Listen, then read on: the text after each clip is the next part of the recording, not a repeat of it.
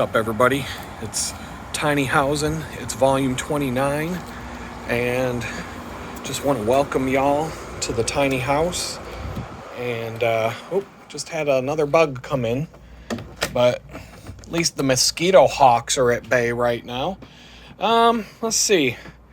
Just working on some stuff, got the place a little bit tidy. I'm waiting for the bicycle gear to finish charging before I use this table to fold all of my laundry that just came out. And this is the one that I wait for the longest, the O-light flashlight here. That red light right here has to change to a green light before I can unplug that and call it fully charged. And that one seems to take a really long time compared to the other ones. And I've already unplugged all the stuff that's fully charged. And once all of that is done, as long as it happens today, it's Tuesday, I don't have to go to the bakery until Friday morning. But if I can get my backpack packed and everything ready to go in that regard, in that respect, the backpack done, and have all the stuff that goes on the bicycle kind of just waiting out, then Thursday night, I can get the bicycle completely ready and loaded up, all the lights strapped down, everything put on the bike, everything laid out. That helps a great deal in the morning. I do not like to have to get up and be rushed in the morning to fly out, because I get up at 5. I have to start getting ready at 5:30. And if everything goes smooth, I'll be ready to go at 6 o'clock and I can chill for half an hour or 25 minutes or so before I go out the door. But if I get everything ready the night before, then that means I get to chillax from 5 in the morning until 6:15, 6:20-ish, other than getting dressed. At around 6:20, I got to put on my cycling shoes and whatever else I need. And supposedly Friday is supposed to be 65 in the morning, so I don't have to wear any extra clothing. If it's going to rain, I'll have to pull out a raincoat. It's not looking like it's going to be too much, though, but you can see I've got some progress made. I've constantly just trying to tweak things and improve the place day by day. And supposedly the ceiling is getting taken care of on Friday, at least to the storage area. I guess the guy who's coming to do it only has a certain amount of time, and they think that they're going to be able to get the main part of the tiny house covered, but when we get to the storage bin area up here, it might have to wait, which is fine with me. It wouldn't take more than 20 minutes to pull all that stuff down and open up that space so people can get up there. And I'd be fine with that. It's this main part that I'm hoping gets done, because then the mosquito hawks aren't going to cause many problems with raining down foam. But I haven't had that happen in the last couple of days because, it's been a little bit colder, and I don't think the mosquitoes have been as active as they were when it was getting hot. But it's kind of a weird situation here in Texas. It starts out at 40 degrees in the day, and then it gets up to 80 in the afternoon. So it's getting really hard to keep this tiny house at a proper temperature, because I have a little space heater and I have this window mounted AC unit. And so even if I set the AC unit to 76 degrees or 75 degrees, which is actually kind of warm, the unit shuts off sometime in the middle of the night, and it drops down to like 40 outside, and in here it gets down to about 60, which is kind of chilly when you wake up in the morning and it's 60 degrees. But if I left that little heater plugged in and left the little space heater running at night, even if I use the thermostat on it, it's going to be really hot when I wake up. So it's kind of like I never really know what to do at the end of the day right now in this period of winter, where it's kind of like it doesn't want to make up its mind whether it's winter or summer. That's just it's just one of the things about living in the tiny house. One of the positive things is a tiny little air conditioner like this, or a tiny little heater like this, can heat this whole place. that heater can make it ridiculously hot in here, and it's just a tiny little space heater. You let that thing run for half an hour to an hour, I'm gonna be sweating in here, and I'm gonna have to open the door. So it's very, one nice thing about a little place like this is it heats and cools fast. The landlord was talking about wanting to put another air conditioner in this other window for when the summer gets really hot. For whatever reason, he says this isn't going to be enough. And I'm like, I don't think that's the case, because this thing blows ice cold air. I've got it set to 73 right now, because if I bump it down just one more degree, it's going to get too cold for me in here. It gets so cold that I'll have to put on a sweater and jeans. I'm not kidding. It gets super cold. It's very sensitive to temperature. But one thing that would actually help instead of an air conditioner in this window here would be a dehumidifier. There is a little bit of humidity in the air in this place. It's not as bad as like a basement would get. But when I mop the floor, I notice moisture does not like to dry in here. It like I said, it's not as bad as like a typical basement in a northeastern home. And it's certainly not as humid inside here as it could be outside, but there's humidity in this place. And if you combined a dehumidifier with a window air conditioner, the dry air will combine with the cold air coming from the air conditioner. It'll be very cool and very comfortable in here.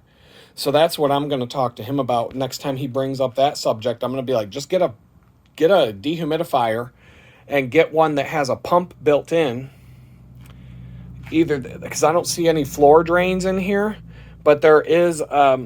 If you could get one with a pump built in that pumps out the moisture periodically throughout the day, it could sit right here next to the sink, and the outlet drain hose could literally be run into. It could be combined with the sink drain, with the same pipe where the water comes out of the sink and goes out the drain, and it could all be hidden and easy to maintain. And worst case scenario, you could hang a drain hose out of the window here if you wanted to do it ghetto style.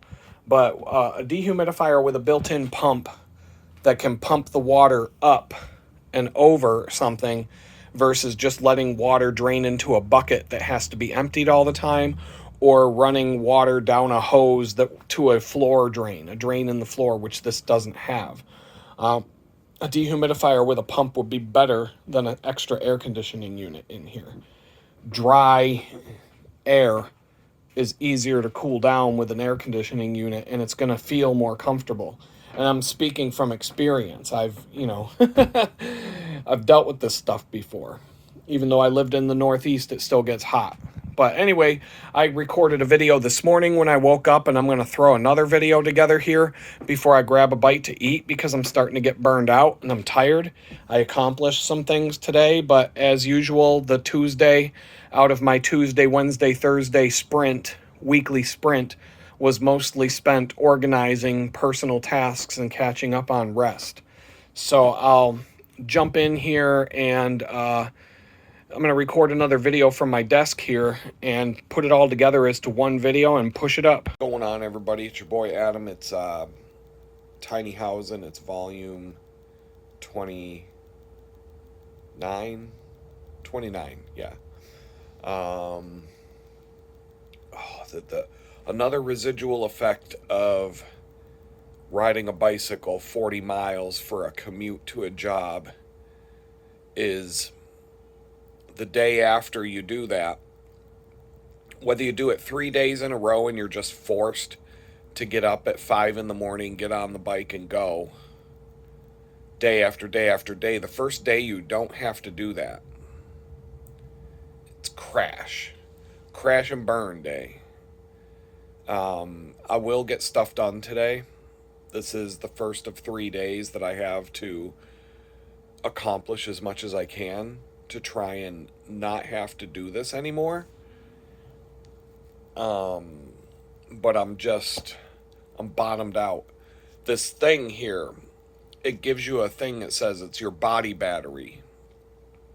And it's not the most accurate thing in the world, it's not a replacement to a doctor, but it tells the story.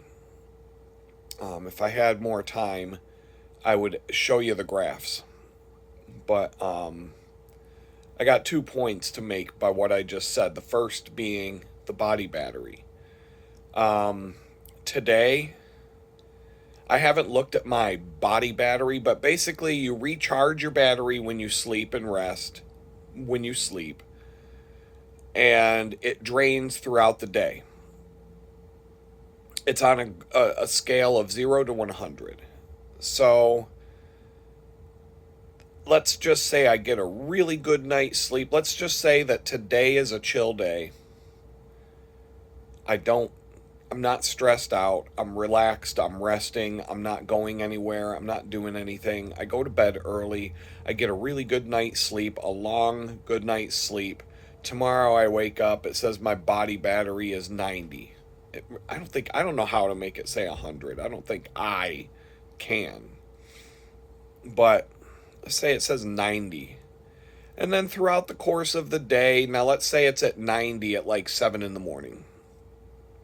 Sometime around 10 o'clock at night, it's going to get down to about 5. It's going to say you're completely drained out and you need to go to bed. It's going to like buzz and tell me, hey, you're burned out. You got to go to bed. You got to get some rest. Doesn't mean I'm going to listen to it, but I can feel it. When the thing is telling me that my body battery is a 5, which is the lowest it goes for some reason. I guess 1 is you're dead.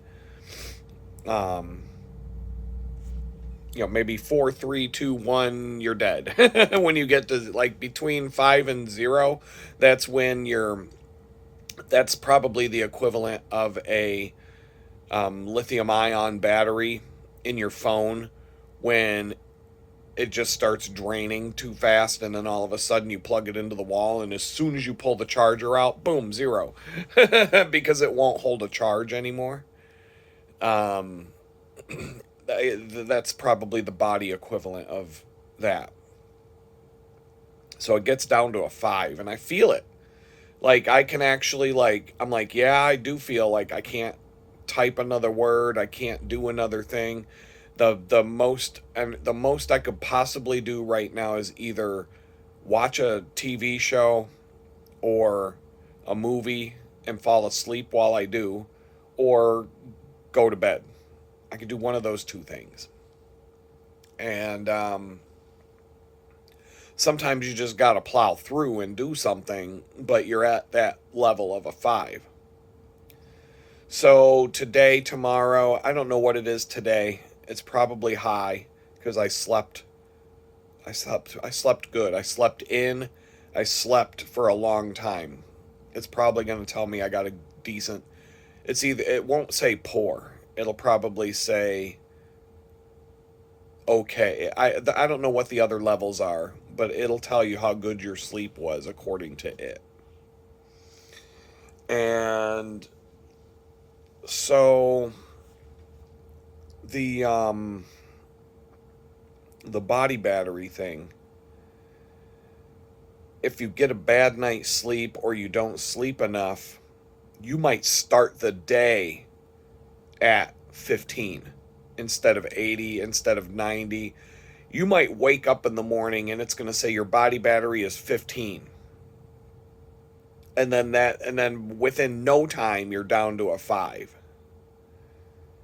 And it might be like 10 in the morning. So on these days where I have to ride my bike to this job, number one, the sleep score, it'll say you got a horrible night's sleep. Your body battery right now is a 15, and that's at 5:30 in the morning.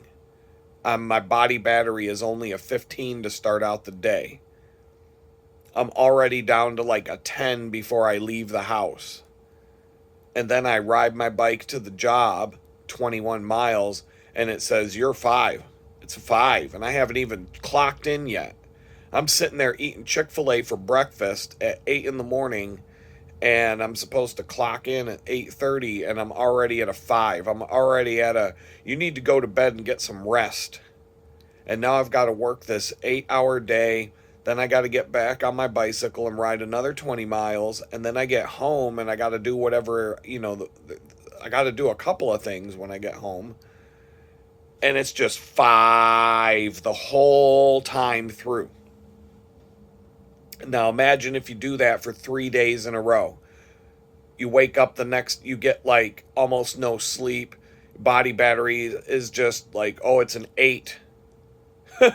So as soon as I get up and walk to the toilet and get some coffee, I'm already at a 5 again. And it's just 5. And then another day goes by, 5. And I've had to ride my bike 150 miles while my body battery is like dead, like totally burned out and at the bottom of the scale, day after day after day. So the first day that I don't have to do that, I just sleep. I can't even get out of bed. So on these Tuesdays, I'm completely shot out when I wake up, and when I finally wake up is what I'm saying.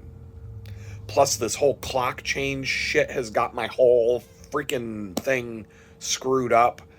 It'll take a month before my body figures out that the clock change and the sun sets an hour later and now it's dark all morning and you lost an hour of sleep, I guess, and like all these, you got to think, I can't even calculate it.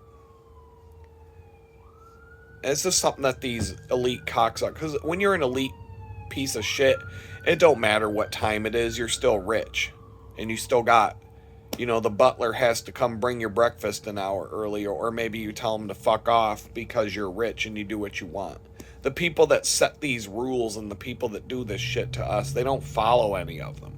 They don't got to go to work. They don't got to do anything. The people that set the clocks back and forth all the time, they can get on their yacht and go to a different time zone, and like they can just take a 2-month vacation to go chill and ride out whatever and get back to some sort of equilibrium, or they're flying around all the time to different time zones. So their whole that's a whole different world that you and I don't have anything to do with and can't understand in any way, shape, or form. I'll give you an example, because I'm just no notes. This is just off the cuff stuff. I dated this rich girl for a while, and there's so many stories I could tell you about that. I've told some on these videos if you want to hear them.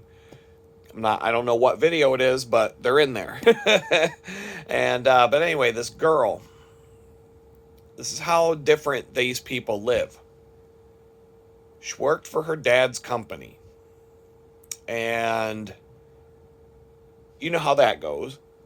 All the other people at the company disrespect her, and or they just, watch what you say around her, because that's the owner's daughter. Don't, you gotta walk on your tiptoes when you go past her office. And I don't even know if she did anything useful. It's just, daddy gives his daughter a job at daddy's company. But anyway, her dog died. She took 3 months off from her job to grieve for the dog. Like, went down to the mansion in Cabo and just, so she could go and like have bereavement time for the dead dog. 3 months. She takes 3 months off of work for a dead dog. And then she comes back to work and she's telling me,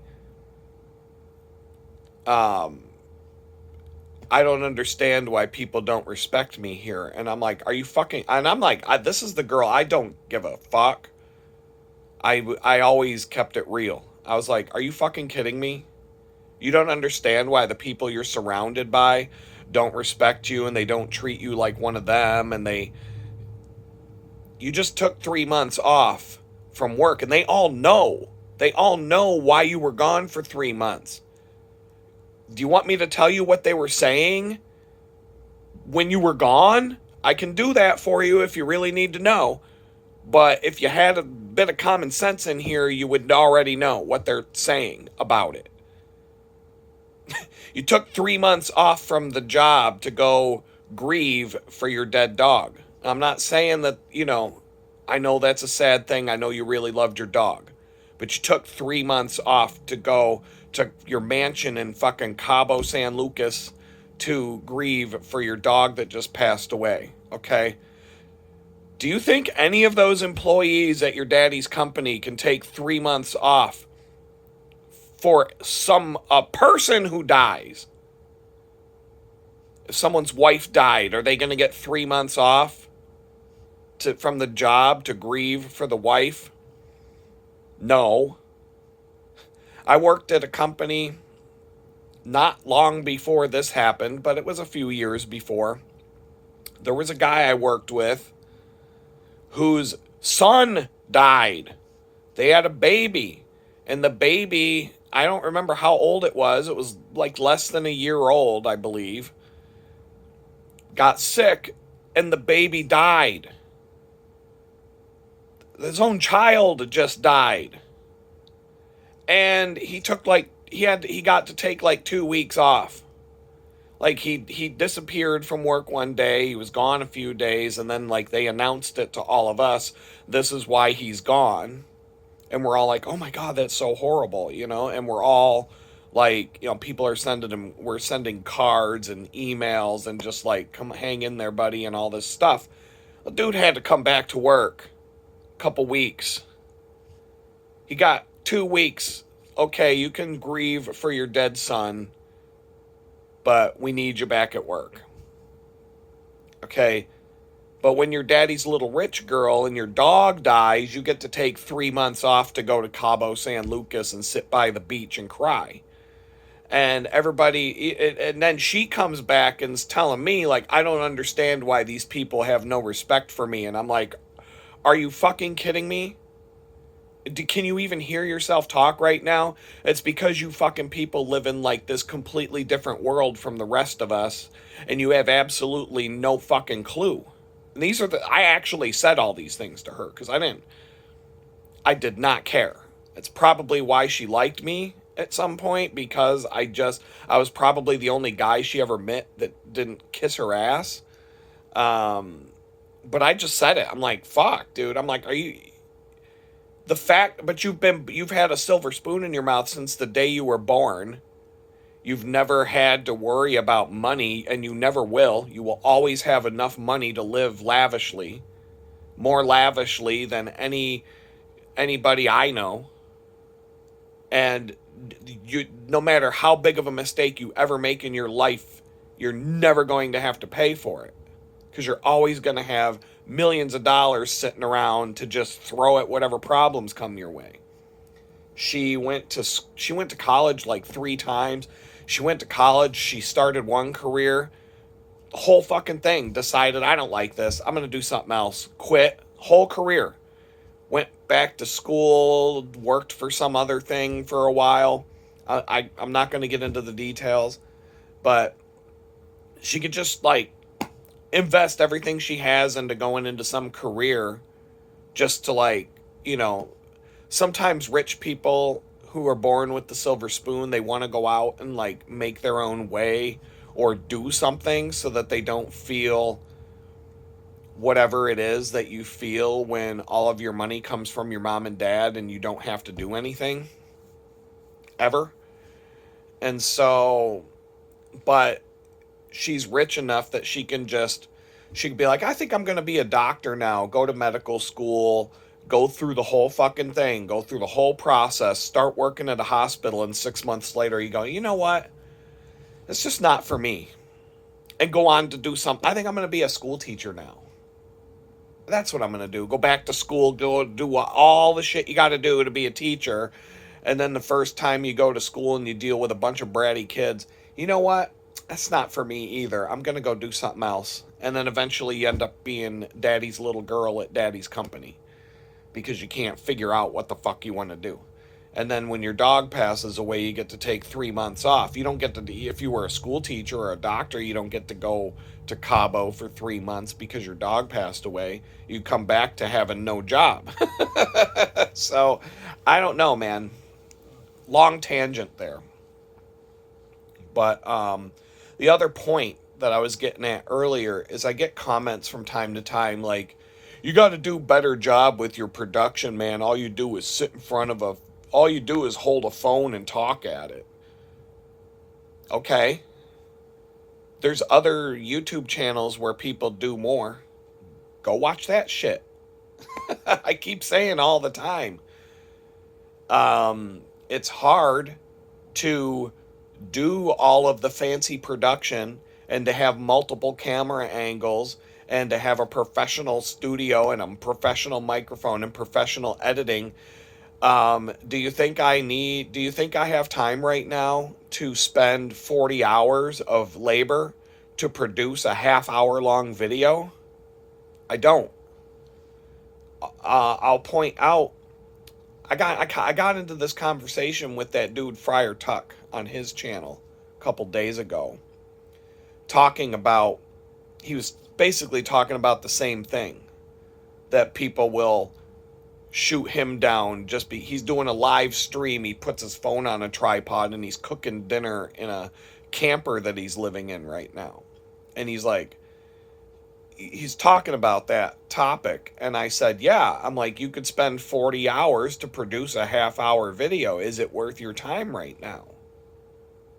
And he agreed, because he's also in a position where it's not whether you can or can't do it. I can. I know how to do motion. I used to get paid almost 6 figures as a freelancer to sit and do motion graphics for companies all day long. Animated logos and text animations, and basically think of like the intros to movies where they're doing the credits and it's all fancy animations and all that kind of stuff synchronized to music and things like that. I did that shit all day long, all the time, for years, and I got paid pretty well for it. I'd be doing that today if the economy, it was the 2008 stock market crash that put the kibosh on that career for me. But that was 90% of what I would do back then. So it's not a matter of whether, A, I can do it. I've been doing it for years. I can still do it. B, I have extra cameras. I have tripods. I could do all these things. The last time I did an edited video on my channel, I shot a bunch of GoPro footage from a helmet cam, and it wasn't even that great. I didn't even stabilize the footage, but it was good enough. I synchronized some music to it, which got me demonetized because I picked music that wasn't royalty free. So there's 2 things. But I didn't care. It was an experiment for me. I sat in a position like where the camera was off to the side and I had some space on the right, and I did that on purpose so that I could insert some little graphics here like they do on the news. The newscaster is over to the side and they put like slides up next to the person's face as they're talking, and I did a bunch of that. I inserted a bunch of different little clips, random clips from movies, and I went to the extent of, I showed you some of my photography. I did some other things like synchronizing title graphics with the transitions, and I did some work. I did some heavy editing, and it took me close to a week. It took me a fucking week to make that video. And you know how many views I got? 150 views. And I didn't get any ad revenue from it because of the some of the clips were copyright, which is fine. That I could have, I did this to see how long it would take and how good it would come out. And I was like, yeah, I could do this. But do you want me to put out a video once a month so that I have time to do editing and fancy graphics and shit like that? No. Most of you would say no. And there are a bunch of YouTube channels that I watch, a bunch of them, where it's just a person sitting in front of a camera and a microphone because they don't have time to do all this other stuff. They want to do all this other stuff, but they don't have time to do all this other stuff. Maybe if their audience grows, maybe if YouTube stops shadow banning them or whatever the case may be, they could get into doing better things. I mean, there's one guy I follow. His name is Prepper Nurse 1. I think he's a cool dude. He's from Western New York. You could tell from his accent right away if you're from there. Number 2, he lives in West Virginia now. He's doing like a whole... Before I went to prison, he had just bought some land in West Virginia and he plopped a camper on it. And now I watch his channel. The whole time I was in prison, this motherfucker was building his compound up. But his videos are basic. They're no more elaborate than the videos I'm doing right now. It's either him sitting in front of a camera, doing a live stream, or a video like this, or he's holding his phone and he's walking around his property and he's talking about something, and that's it. And he's got 600,000 to 700,000 subscribers, okay? But his videos are getting just a couple hundred views. Why? Because YouTube doesn't want you to hear what this guy has to say. So 600,000 people said, hey, I want to hear what this guy has to say. And YouTube's like, fuck those people. We're only going to show, everybody's going to forget about him because YouTube is never going to show the people that subscribe to this guy's channels. YouTube's never going to let you see that he has a new video up. They're just going to bury it.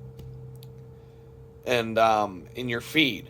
His videos will never show up in your feed, just like I get people popping up on my channel saying, oh my god, it's been like 4 months and I never saw that you made an update. Well, no shit, Sherlock. It's because YouTube doesn't want you to know I made an update, even though I put videos out every fucking week. And you subscribe to the channel. YouTube is just not going to tell you because YouTube doesn't want people like me talking to you. They don't want you to get, but they also don't want to, they got to be careful how many people they actually kick off the platform because that can turn around to bite them in the ass. So what they do is they just flip a switch and it turns off your reach. I have not gained 1 subscriber since last September, and I guarantee you I could go the next 5 years putting out a video every fucking day and I'll still have the same number of subscribers I had last September because YouTube decided that's it. We're done with this guy. But there's no other platform to post anything on where anybody's even going to see it. So I'm just doing it because I want to. At this point, I'm just doing it because fuck you, YouTube. I don't care. But that's what's going on here. They promote who they want to be the winners, and they push down anybody they don't want people to see. They can turn that, they can flip that switch at the blink of an eye, either direction. They can take a channel and just turn it into a rocket ship that goes straight to the fucking moon, and they can bury a channel just as fast with just a flip of the switch. And I'm not, back in the day, these platforms were a little more user-friendly in terms of you would decide what you want to watch, and you could search for what you wanted to watch. And if you subscribed to something, it was when you logged in, you see the things that you subscribed to right there in front and center. Now, no, you don't see what you subscribe to front and center. You see what YouTube wants you to click on. There is a button off to the left in the web interface on a desktop computer that says subscriptions. I think it's in the mobile interface as well. And that will show you the channels that you subscribe to, but even in that list, it doesn't show everything. I, too, have the experience where I'm like, I'll think about someone I used to watch, and I'll be like, why haven't I seen any videos from that guy in a long time? And then I click on it, What the fuck? There's like 150 new videos here. And YouTube never showed me one. I had to go to the guy's channel and go, oh wow, he does make updates still. So it's like the radio. It's like music. It's just as fake now. The internet used to be the free for all where anybody could have a voice, and now they've culled the herd and they've pulled it back to what we had back in the day with the radio and all these fake bands and this these music studio productions and whatnot, where you've got the top Casey Kasem's top 40, and those are the 40 songs that the radio is going to play this week, and that's all they're going to play. They're going to play the same 10 fucking songs over and over and over and over and over and over and over and over again with a bunch of dumbass commercials. And those are the songs. Those are the songs. That's it. The music industry decided, okay, here's the 40 songs for the week. We'll have this fucking douchebag list them all out for you on Sunday. And then these are the 40 songs the peasants are going to listen to for the next week or two or whatever. And then we'll throw like, okay, we'll put 5 new songs. We'll take some songs out. But this is the playlist. This is the playlist right here. And then every fucking radio station from New York City to LA has to play those songs. That's it. That's the music for the week. And so you don't hear good music. You don't hear when I stopped listening to the radio sometime when I was in college, when I went away to college, I started listening to music. I'm like, man, there's some good freaking music out here that I've never heard. And the reason I've never heard it is because if you listen to what the corporations tell you to listen to, you're never going to hear good music. They don't want you to hear good music. They want you listening to Taylor Swift and Justin Bieber and all that fucking garbage. They don't want you listening to good music, especially if the good music has a good message. If there's any kind of like message of freedom, if there's, anything that talks about Jeffrey Epstein Island and these fucking scumbags that rape kids, that's not going to be on the playlist, the corporate playlist for the week. And so the masses, the fucking lemmings, the same people that wear the masks on their face and get their shots as soon as Dr. Fauci tells them to get their shots, they listen to what they're told to listen to. They watch what they're told to watch, whether it's on TV or whether they log into Netflix. They've got no ambition to go past that homepage. They log into Netflix, they see the homepage, they're like, here's the 20 things that Netflix tells you have to watch. That's it. Okay, I'm going to watch this. They don't dig. They don't look for anything beyond what's front and center. And YouTube, it's the same thing. These lemmings, they come to YouTube. They see the first page of YouTube. They just start, okay, I'll watch that. Click that. Click that.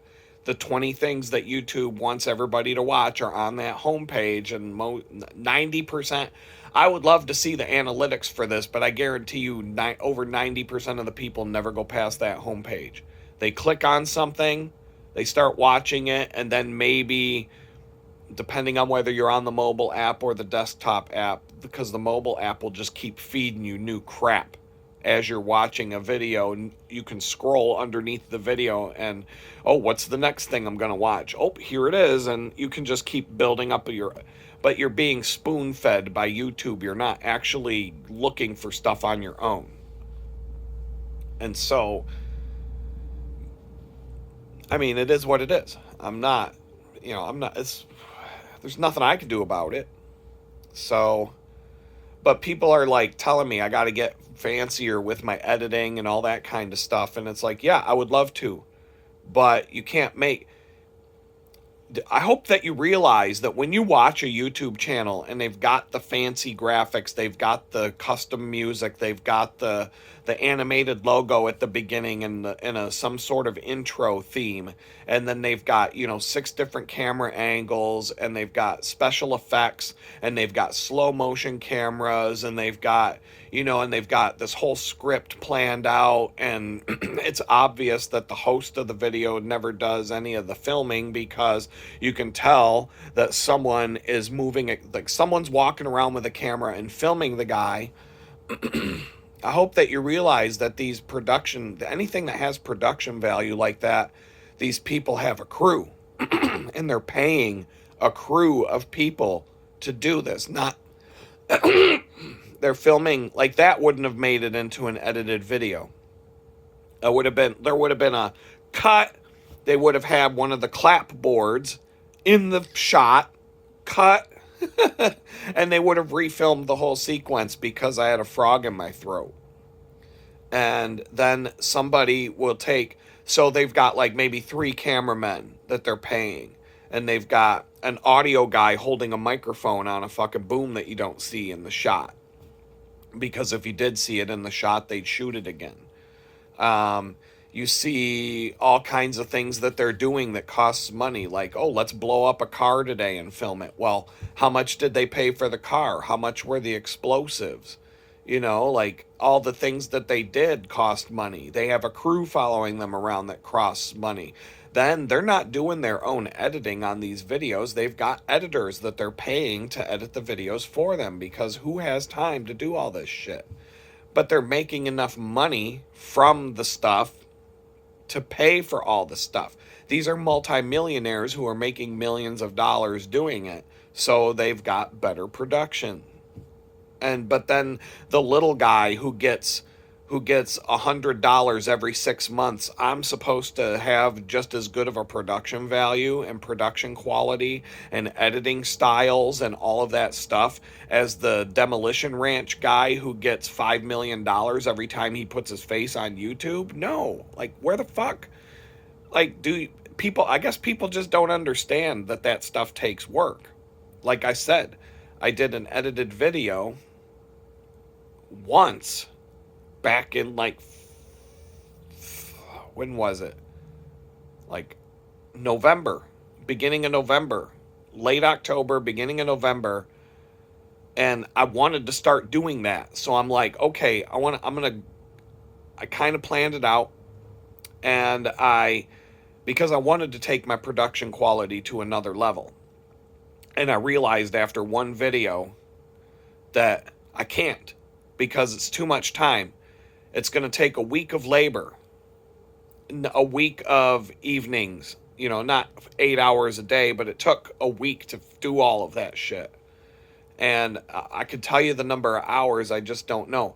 But okay, I got other things I've got to do. I've got projects to get done for people. I've got to ride my bicycle to this fucking bakery. I got to take a bicycle this weekend and tune it up. Could I take a camera and show you how to tune up a bicycle? Yeah, but then it's going to take me 6 hours to do a fucking bicycle tune-up that I could get done in an hour or 2. If I'm filming it, I'm not going to get it done. And then I've got 6 other fucking things I'm going to have to get done. So it's like, I don't make money doing this. So therefore, I got to go out and spend my time on places that'll pay me. And then I can do this on the side. Like, that's what people don't understand sometimes when you're watching these YouTube channels. These people don't make shit. Most of the people don't make anything from it. 95% of the people on YouTube would starve to death if their YouTube income was all they had. You're just doing it because you want to. And in some cases, you might be able to build something off of it. Like a revenue stream that's part of multiple streams. And it just takes time. I do know that if I changed my format to doing 10 to 20 minute videos and nothing longer than that, because that's the general rule, and put high production quality into it, and I don't say the things that YouTube doesn't want me to say, I might get more views and things might go farther. But at the end of the day, I'm not going to self-censor myself because I'm afraid of the big bad YouTube wolf shutting me down. Like, that, people got to stop that shit or it's never going to stop. People got to make a stand at some point and say, you know what? But it does kind of like make me wonder. Like, I know that YouTube and Google itself, these are all these were DARPA projects funded by the military that ended up turning into these social media and video monopolies on the internet. And the way video evolved on the internet really just, it's almost like it was planned this way, because video is the most powerful medium of all the interactive mediums out there. You know, you can start a blog, but why start a blog in 2025 when people don't fucking read anymore? People watch videos all day, but you write a book and no one's gonna fucking read it because people don't read. People ain't got nobody ain't got no time for that. Nobody reads, so that's a waste of time to blog, in my opinion, unless you're doing videos to go with it. There are blogs that are pretty big out there, but a video is way more powerful. You can reach way more people with way less effort and way less time. And the powers that be knew this. And so the video was the one thing on the internet that was just always locked down and always out of reach for the common man. And it was because bandwidth was expensive. If you wanted to host your own videos on your own website and thousands of people come to watch them, you're going to get a bill in the mail for between $10,000 and $20,000 a month for letting people watch videos on your own website. Then this thing called YouTube shows up. Now you can post videos for free, and millions of people can watch them for free. And when YouTube started, there was no advertisements. It was just, go ahead, post your videos here for free, and everybody can watch them for free, and you'll have millions of people watching your videos for free. And it's all free. How the fuck was it free? How the fuck was YouTube free when every other platform on earth where you could put a video and have people watch it would cost you a fucking fortune if anybody watched it? It wasn't based on the storage space so much, but video files are big, and you would have to make sure that your web host and your platform had the storage space, and some of the pricing was based on storage space. But the real kicker was bandwidth. How many people download the video file and watched it or streamed it, which is, a stream counts the same as a download. If you're viewing a video while it's downloading, the server is just, that's bandwidth. That's outgoing bandwidth. And the prices back then were astronomical for video hosting. Thousands and thousands of dollars for almost no traffic. I don't have the exact calculations, but I can tell you that I set up a live stream for a bank website, and I had to pay for it and then bill them for it and get reimbursed. In order for 4,000 people to watch this 1 hour live stream, it was going to be like $5,000. For 4,000 people to watch an hour-long stream, it was $5,000. This was back when YouTube was young. Imagine 1 million people. If I was doing it myself without one of these, now prices have come down, but YouTube was doing this for free. How? How did they do that for free?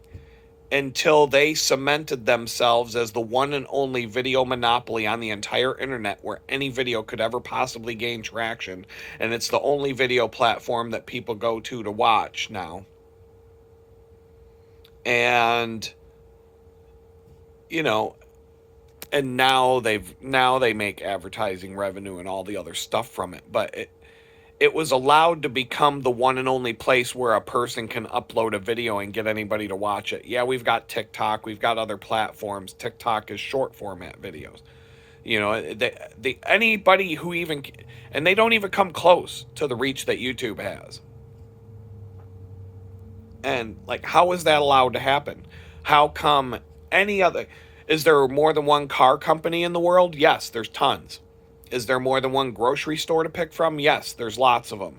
Is there more than one retail store, big box retail store? Pretty much there's at least two for any topic.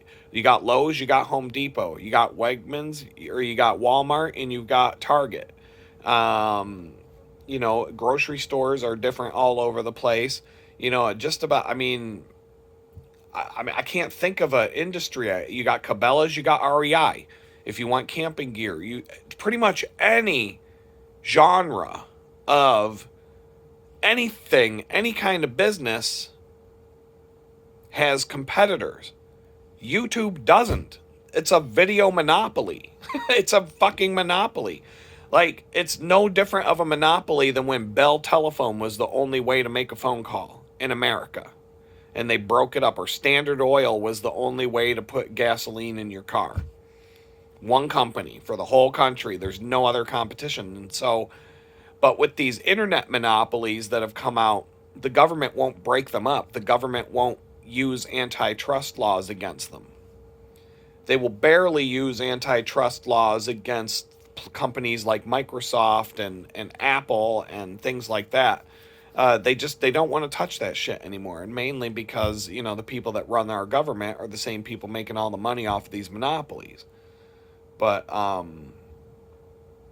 so no, it's not easy to do highly polished videos on YouTube, especially when you're a fucking guy who has to ride a bicycle to go to a bakery job 3 days a week. And that's because I pulled back from it so I could try to find a job closer to home and get other things done. It's hard to do a high quality video production when you've got other clients that you're behind on all of your other projects. You've got you're trying to cook meals and you don't even have a fucking spoon because you lost everything when the FBI bulldozed, drove a fucking tank into your house and took you to federal prison, and everything you fucking owned was thrown away or taken to a thrift store or whatever and gone. I didn't even have a bowl to eat a fucking salad in until a week ago. But I'm supposed to be like a high-class video editor doing all this fancy shit for YouTube when I'm going to make $100 after I do it for 6 months? Like, seriously, dude, if you got a problem with my editing chops right now, there are a billion other places on YouTube to go watch some shit. That's all I got to say. Later. What's going on, everybody? It's Tiny Housin, volume 29, and this is the third segment. And then I'm going to splice these videos together and push them up to YouTube. But I did take some notes and throughout the last week, not just today. And I figure why not go through this stuff a little bit more prepared and less off the cuff. And once again, there are people that think that I should do more when it comes to the production value of these videos, and all I can say is, yeah, I want to do that too. I'm not opposed to that, but I also don't want to spend 40 hours of labor to do a half-hour video once every other week. This is more like a podcast with a face. If it was just a podcast and just a guy talking and you didn't see anything in the video, I listen to podcasts. The No Agenda podcast with Adam Curry and John Dvorak. I have been listening to that for years and years. They do it twice a week. It's live. They do it live. They have pretty good production quality because Adam Curry is used to be an MTV VJ. He's been in, Hollywood or whatever. He's been in that level of stuff his whole life. He's got the equipment. He's got the knowledge. They do a pretty good production value when it comes to the show, but it's still off the cuff, and it's still, they make mistakes every week. It's not perfect. It's not supposed to be perfect. It's listener supported. Every episode that they do, the money that they don't do any advertisements or any endorsements or anything like that.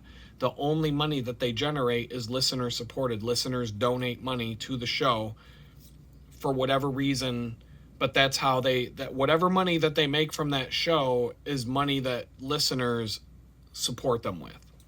Period.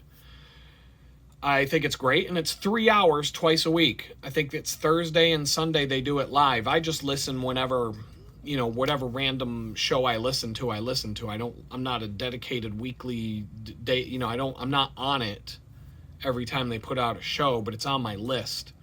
If I'm sitting here working on stuff, which I might do. I ate a couple peanut butter and jelly sandwiches earlier because I couldn't wait to make dinner. But I've got to cook up some bacon. I thought I had ready bacon, and I was storing it in the drawer of my little pantry box. And I went to make something. I went to make like a wrap or something later on. Oh, I was making the cheddar cheese dogs. And I went to put bacon on them, and I pulled the bacon out, and I realized it said microwave ready bacon instead of just ready bacon. It wasn't cooked. And it hadn't been in the pantry long enough to go bad. And it's bacon. It's pretty, bacon is a lot safer than like raw chicken. But I still had time to put it in the freezer. And I'm like, crap. So it's like these 4 packages with 4 strips of bacon in each package, and you're supposed to just throw it directly in the microwave and cook it. And I'm like, well, that's stupid.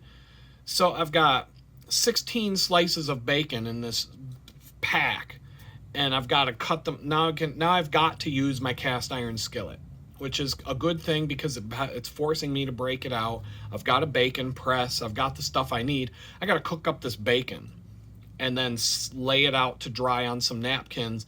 And then whatever I'm going to make with it tonight, I'll take whatever's left and put it in a container in the fridge so that I have cooked bacon ready to put on whatever I want to put on for the rest of the week. So, but it's cool. I'll take the bacon grease that's left over. I'll pour it into whatever container I can find that can store it. And then I'm going to use that bacon grease to season this other cast iron pan that I have. But I have to go get some steel wool because I got to take a steel wool pad and just go once over that pan with the steel wool. I don't even have to take the pan completely down to bare metal. But there's rust, and I have to get that off, and I have to scrub it down, and there's going to be bare metal showing through, at which point when I do this, I'll probably do it all at once. I'll heat up an oven to 450 degrees. I will get in the sink and scrub this pan down. I'm not trying to get all the carbonized oil off the pan. I'm just trying to get rid of the rust and clean up the surface the best I can. And then I'm just going to coat it with a thin coat of bacon grease right away. After I once it's dry, or once I'm done with the steel wool and I rinse everything off, I'm going to throw it on the stove top to evaporate all the water. Then I'm going to coat it with a brush coating of, which reminds me, I got to get a basting brush or something like that. It's just one thing after the next that I don't have in my kitchen. But I'll brush a layer of bacon grease on this thing, a thin coat, throw it in a 450 degree oven for as long as it takes to stop smoking. I'll probably do this in the guy's house, and I'll let him know beforehand what I'm about to do, so that I can open up a window and put a fan or something, because it does get a little smoky.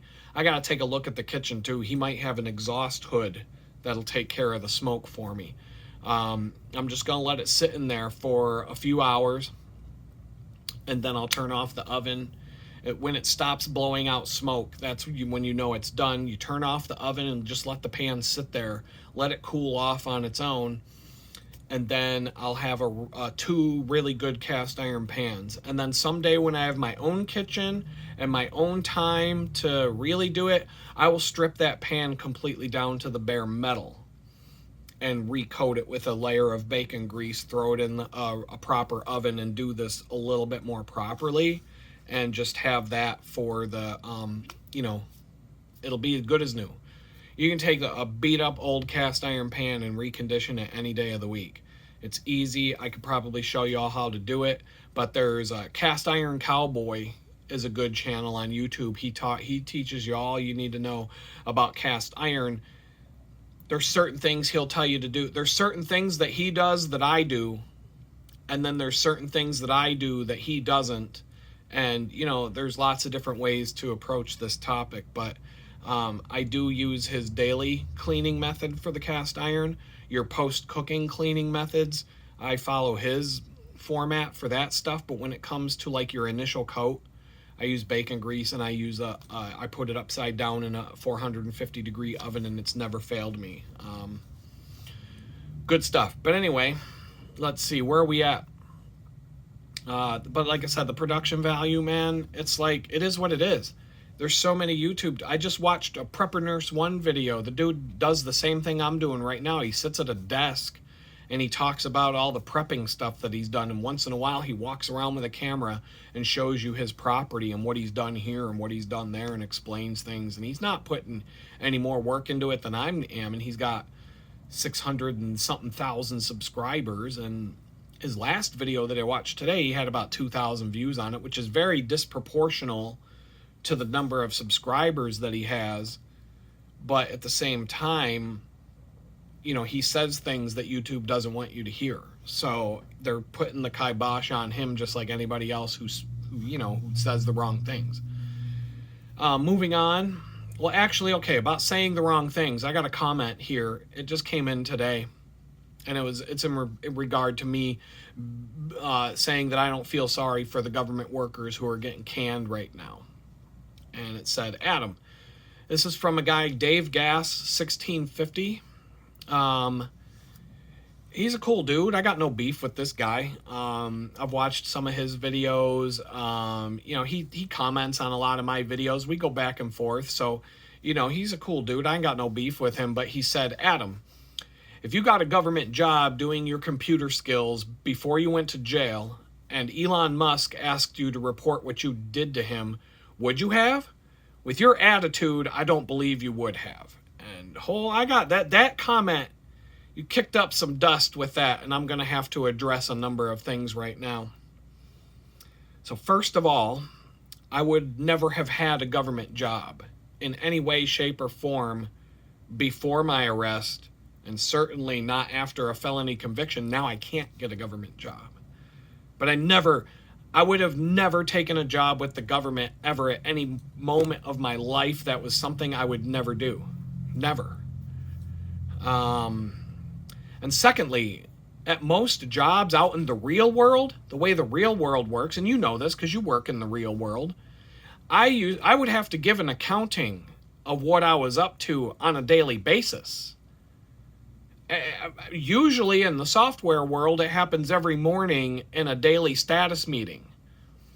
And at the very least, on the loosest run team, I might have to thoroughly explain what I had accomplished at least once a week. I might have to have a meeting or answer an email, and that would be on like the loosest, the most hands-off team or project I've ever worked on. So if I had a job where I did absolutely nothing for 15 years, collecting money from the government for doing nothing but sitting around watching porn and YouTube videos on a government computer, and Elon Musk came around asking me for an email telling him what I accomplished last week, I could probably find the time to come up with the 5 bullet points and make some shit up that, something that sounds convincing at least. I'd at least give it a shot, and then I'd go back to watching porn and YouTube for the rest of the week and see what happens. And I'd probably have to start looking for a new job. Or maybe I would take up that offer where they were offering a severance package, a generous severance package to anybody who just says, you know what, count me out. I want to get out of here right now. I'll take the buyout. Maybe I would have done that. I don't know. Maybe I would have done that to go out and try my hand at YouTube if they gave me a year's worth of income all in one shot, so I could drop that into the bank and then sit back and screw around for a few months. I don't think I would have a problem answering a question about my accountability because I've had to do that my entire career. And then it comes like, it's once again, it's like your bad attitude, right? So because I'm not willing to put up with crap and being treated like garbage at a job, there's this perception of, oh, he's got a bad attitude. And I'm like, yeah, okay, I did have a bad attitude to the point where my bad attitude got me sent to federal prison. We're not gonna argue about that. You know, I'm gonna make sure I throw that in the mix so that doesn't, otherwise if I don't say that, there's gonna be 50 comments from the troll section, down below here saying, what about the time your bad attitude put you in prison? Well, yeah, we know this. But we live in this society, like I keep saying, that if you stand up for what's right and you complain about being treated badly when people are treating you bad, then you're the one with the bad attitude, but the ones who are doing wrong, they're fine. We're going to give them a pass because Adam's the asshole for bringing it up. So, like, I'm talking about the kids that got raped on Jeffrey Epstein Island, right? And none of the people that raped the kids are ever going to go to prison. We know this. We know that they're just blowing smoke up our ass and gaslighting us. Oh, Pam Bondi's got it on her desk right now. She's crossing off the T's and dotting the I's and all that and putting the big black marker across all the paragraphs and doing everything she's got to do. She's just a few more days, people, just 2 more weeks. Oh, we just need another month. Oh, we found another box of documents. It's going to be 2 more weeks on that. Another 2 months. After the 2 months, it'll be 3 more days. After those 3 days, it'll be 6 months. We'll just keep blowing smoke up your ass for the next 4 years. And 4 years from now, how many more kids are going to get raped? But guess who's the asshole? Adam's the asshole. Adam's the one with the bad attitude here. If Adam would just keep his mouth shut and stop talking about these pedophile, child-raping scumbags that are in charge, he wouldn't have the problems that he has. And it's like, yeah, I wouldn't, I guess, But it's like, any job. Let's just, this is all fictitious. I'm not, like, accusing anybody of anything. But let's just say, any of you were working at Halliburton and Dick Cheney was the CEO. And let's say Dick Cheney raped your daughter at the company Christmas party and your daughter told you about it. And you were like, you know what? That's not right. We're gonna have a problem with this. And you go and you report Dick Cheney for raping your daughter at the company Christmas party, and then you get fired. And then everybody and all your relatives, all your friends, everybody you worked with, they're all pointing at you going, well, if you weren't such an asshole, if you didn't have such a bad attitude, Adam, you would still have a job. But no, you had to go and run your mouth after Dick Cheney raped your daughter at the company Christmas party, at the Halliburton Christmas party, and you just couldn't let it go, could you? And you couldn't shut your mouth, could you? You couldn't just, put your head down and accept your fate. And now look, you don't even have a job. You could be putting food on the table right now for your whole family, including your daughter that got raped by Dick Cheney at the company Christmas party. But no, your bad attitude, you should have just kept your mouth shut and went with the flow. Go with follow the program, follow the process. Why can't you just get along? But no, your bad attitude made it so not only do you not have a job, you've been blacklisted all over the place, and you can't go and get a job at any other company now because you don't have any references, because, you just couldn't accept the fact that maybe Dick Cheney wanted to rape your daughter at the company Christmas party. If you just, your bad attitude, why can't you just learn to get along, Adam? But your bad attitude isn't going to take you very far in life. Well, and I'm sitting here going, well, I'm the asshole, right? I'm the asshole. What about Dick Cheney, who raped my fucking daughter at the company Christmas party last year? He gets a pass. We're going to forget all about that. And Adam's the asshole for bringing it up. That's what's going on here in America right now. More people in America need to have a bad attitude, because that's what's going to make these people stop fucking us over every day. If enough people wake up tomorrow and say, you know what? Fuck this shit. We're done. We're done. Let's get these people out of here and hold them accountable. And the ones that want to go to the private island in the Caribbean and rape kids all fucking day, Bill Clinton and Bill Gates and Hillary Clinton and Tom Hanks and all these other people, whoever they are, if they don't see the inside of a jail cell, that means not enough people in this country are have a bad attitude. Because we're just going to sit around and go, well, I guess that's just how it is. There's nothing we can do about that.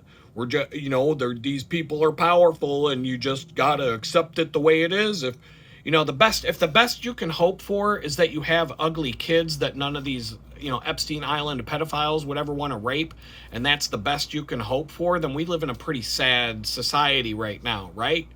Right? Shouldn't people be a little bit angry right now about the shit going on?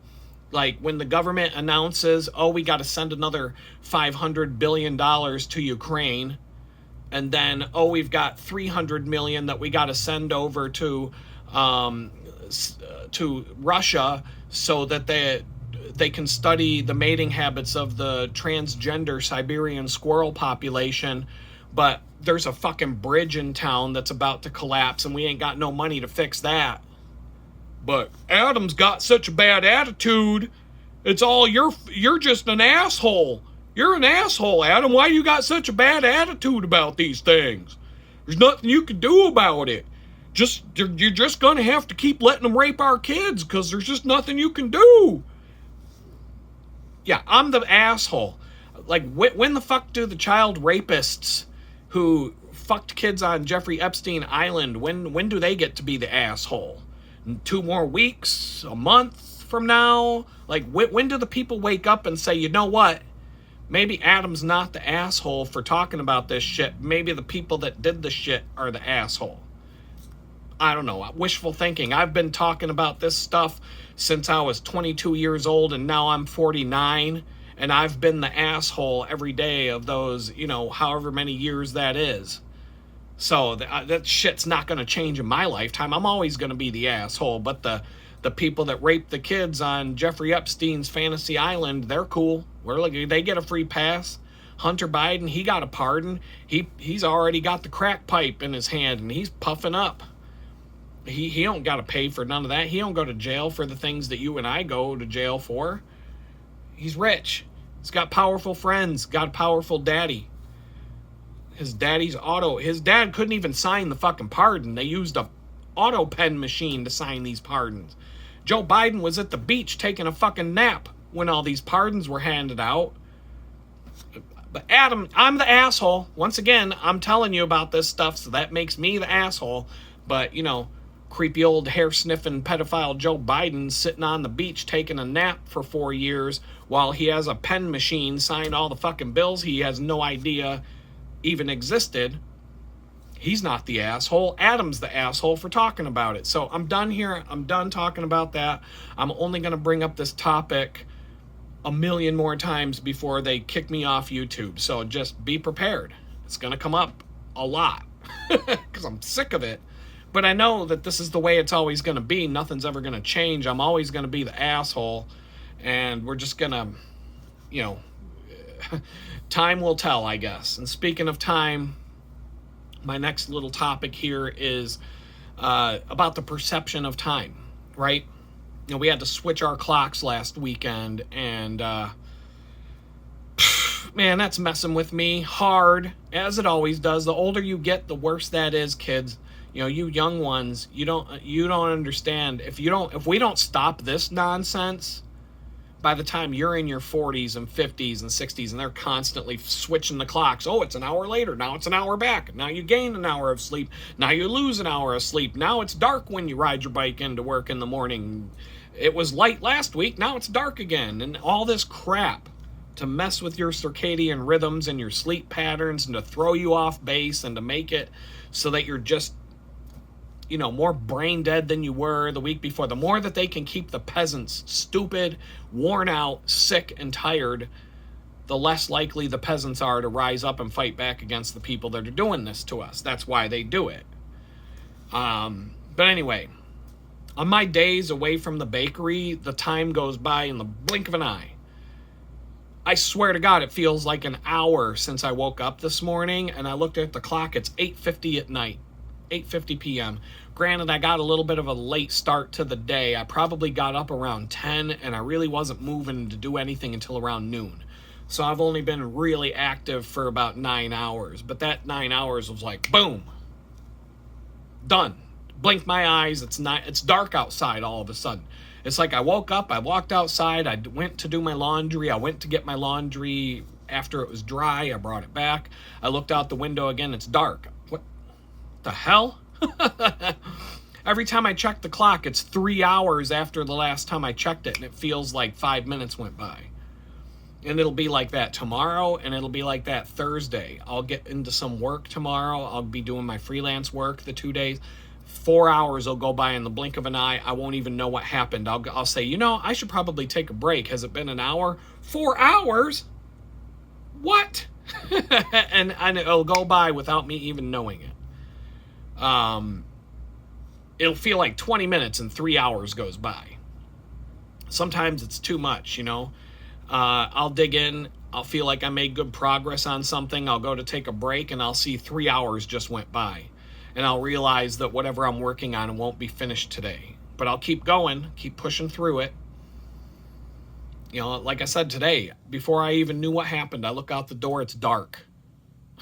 I filmed the little Mr. Rogers walking into my crib sequence for the beginning of the video. It was 7:30, 8 o'clock. It was after 8 o'clock because it was dark. It wasn't even twilight anymore. But on the flip side of all that, when you're miserable, time goes by very, very slow. The slowest clock I've ever experienced in my life was during the first 72 hours after I was arrested when I was in this jail in Butler, PA, being tortured by the FBI. I've talked about this more than once, but when they brought me into that jail, they stripped me down, they took all my clothes, and they put me in this like blanket with a hole for your head and a hole for your arms. And then they threw me in a room with no toilet, no bed, no sink, nothing. It was just a bare floor and bare walls and a door. No blanket, no pillow, nothing. They just threw me in an empty room. And they left me there for over 72 hours. And all I could do was sit there and lay there. And the only reason they let me out is because a judge ordered them to. The judge found out what was going on and ordered them to not do that to me. They didn't bring me to my arraignment. The judge is sitting there going, "Where's the defendant?" And they're like, they were refusing to bring me to my arraignment, and the judge was like, "If you don't bring this guy to the arraignment, you'll be in that fucking cell with him. So get your act together and bring him." And so they all of a sudden scrambled, and they came over, and they had like some clothes, and they're like trying to like, you know, "We got to get you to your arraignment, blah, blah, blah, and hurry up." Like it was my fault. But I'm telling you, that clock went by so slow. That 72 hours felt like 10 years laying there. I mean, it felt like I was in that cell for 10 fucking years. It was so awful. I can't even like, you cannot imagine what that would be like unless you've been through it. Like imagine if somebody somebody just kidnapped you and locked you in a closet, an empty closet for 3 days. It was like 7 to 10 days before I was even allowed to make a phone call or contact anybody in the outside world in any way, shape, or form, except for my lawyer at the arraignment. And the next 14 months were bad, awful. I was locked in a prison for 14 months with no windows. I never saw the sun. When they would take me to court in Pittsburgh, they'd put you in a blacked out windowless van so that you couldn't even look out a window while you're being driven to court. When they bring you to court, they bring you into an underground garage. The door shuts. You still don't see the outside. I went 14 fucking months without seeing the sun or even like knowing what a tree looks like anymore. I forgot what a tree looks like, except for on TV. You could see trees every day. You could see the outside on a TV screen here and there. But that was it. That was it. Every day felt like a year for 14 months.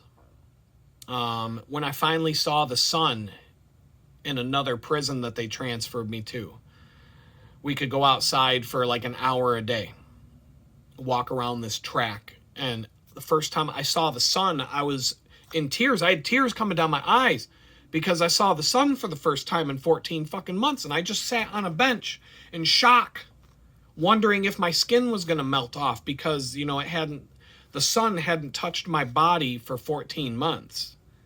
And I'm wondering, like, what's going to happen to me? Something going to happen? Is this bad? And I'm just looking at the sun. I'm like, I forgot what that looks like. Now, this jail was locked down a lot. There were problems at this place, and time went by pretty slow there. But it was, even though people were getting stabbed, I was watching people walk around with their body parts falling out from the holes that were just cut into them, and people drugged out trying to jump off of the platform on the second story. People trying to hang themselves. Like, it was just it was fucking crazy at this place. Time went by a little, I'm talking like a smidge faster, but it was still bad. And then they brought me to that place in Brooklyn where P. Diddy is locked up right now, and time just stopped. I was only there for a month, and that month felt like 5 years, because that place is so inhumane and dirty and disgusting. When you get there, they hand you a pair of underwear and an outfit, and they're like, good fucking luck, and they throw you in a cell, and they pretty much lock you in a cell for a month. And you basically got to live with nothing but one pair of underwear, a pair of socks if you're lucky, and a jail outfit. So, like, you can't do laundry, you can't wash the stuff.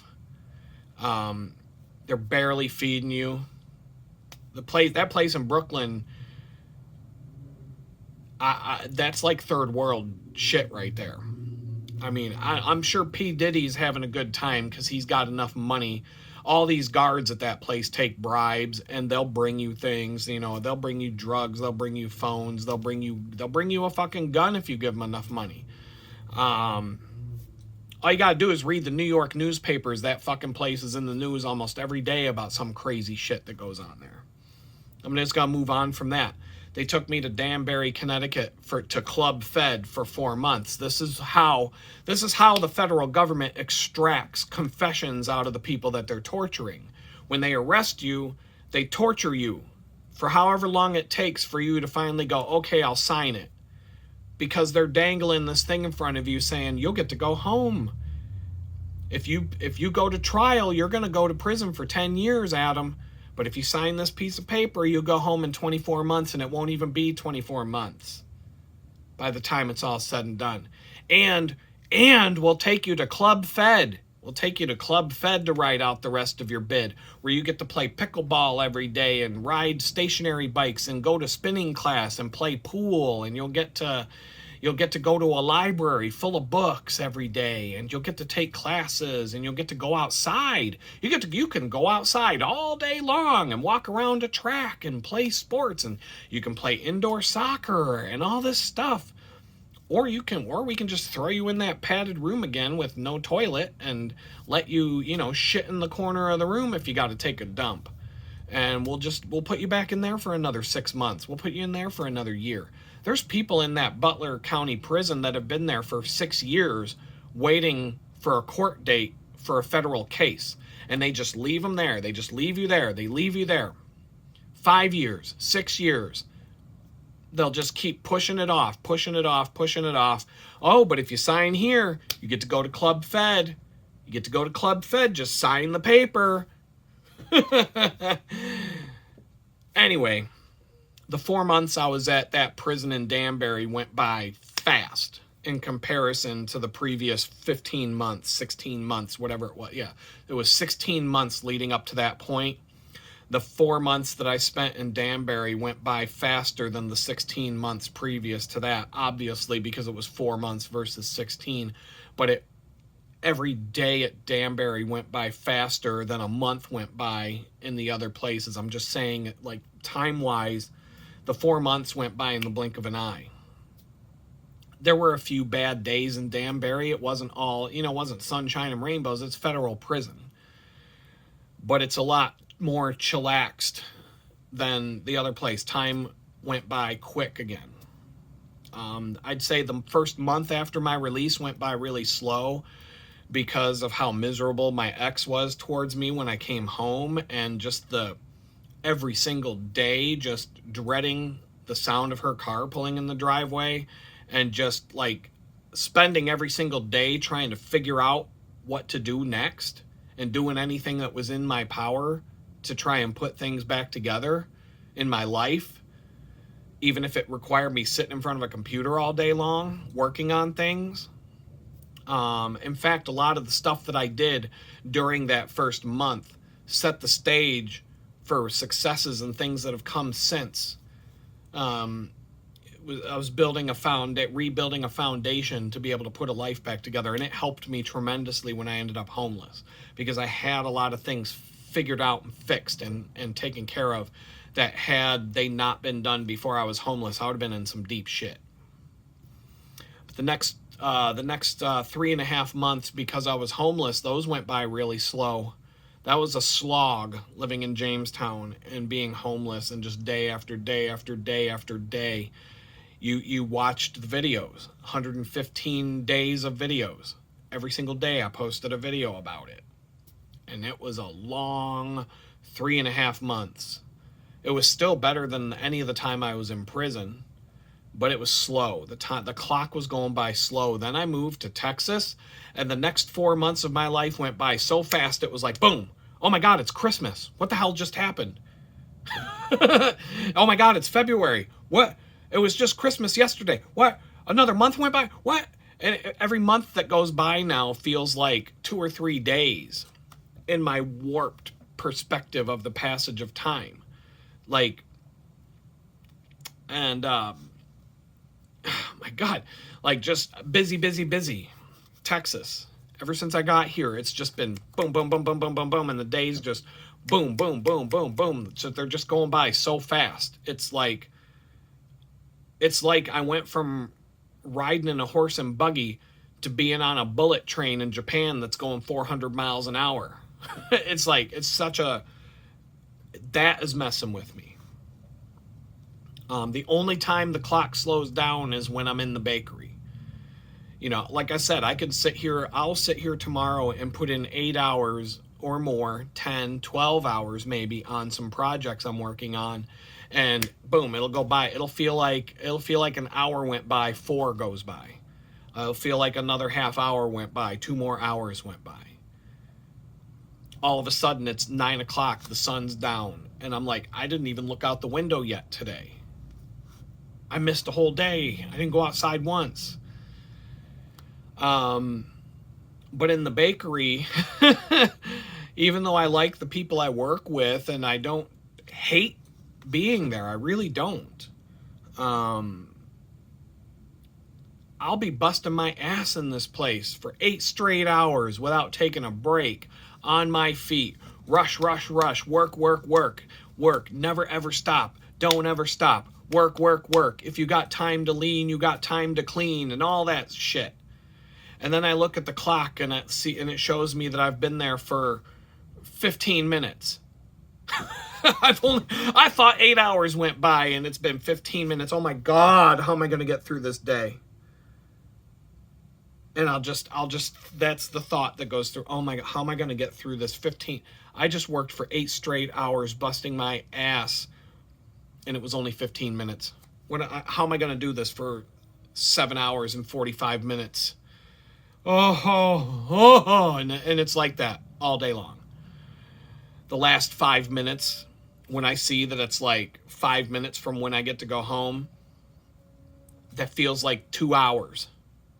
It feels like 2 hours before I get to go home. This is the kind of job it is.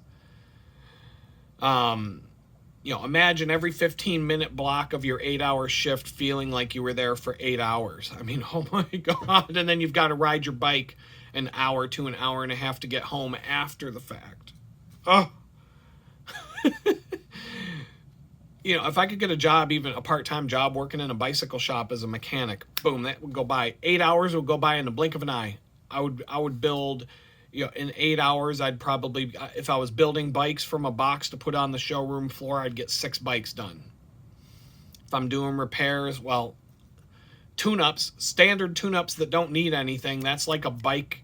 That's more than a bike an hour. I could do 8 tune-ups in a day. And then as far as like bikes that need more repairs or that need more intensive, that's going to be on a bike by bike basis. But 8 hours is going to gone. I won't even know what happened. It'll be the end of the day. But then, so you do this bakery stuff. I'm going to have to do it Friday and Saturday, 2 days in a row, which means I get up at 5 a.m. Friday. I get home about 6:30, 7 o'clock at night on Friday. Then Saturday, I got to do it again. Somehow I got to figure out how to get to the bank in that time and make a deposit. I don't know. I got to look at my schedule a little more closely and see, which I'm actually doing right now. Yeah, I don't actually know how it's even going to be possible to do that. I may have to take tomorrow or Thursday to get on my bicycle and go to the bank. I might have to go on a 40-mile ride just to make a bank deposit. I don't know, man. It's 2 days of doing this bakery stuff in a row, 3 days in a row, whatever. 5 in the morning to 7 o'clock at night, and all I've got the energy for is to pass out. Eat a peanut butter and jelly sandwich or a salad, something that you don't have to make. You just dump in a bowl and eat.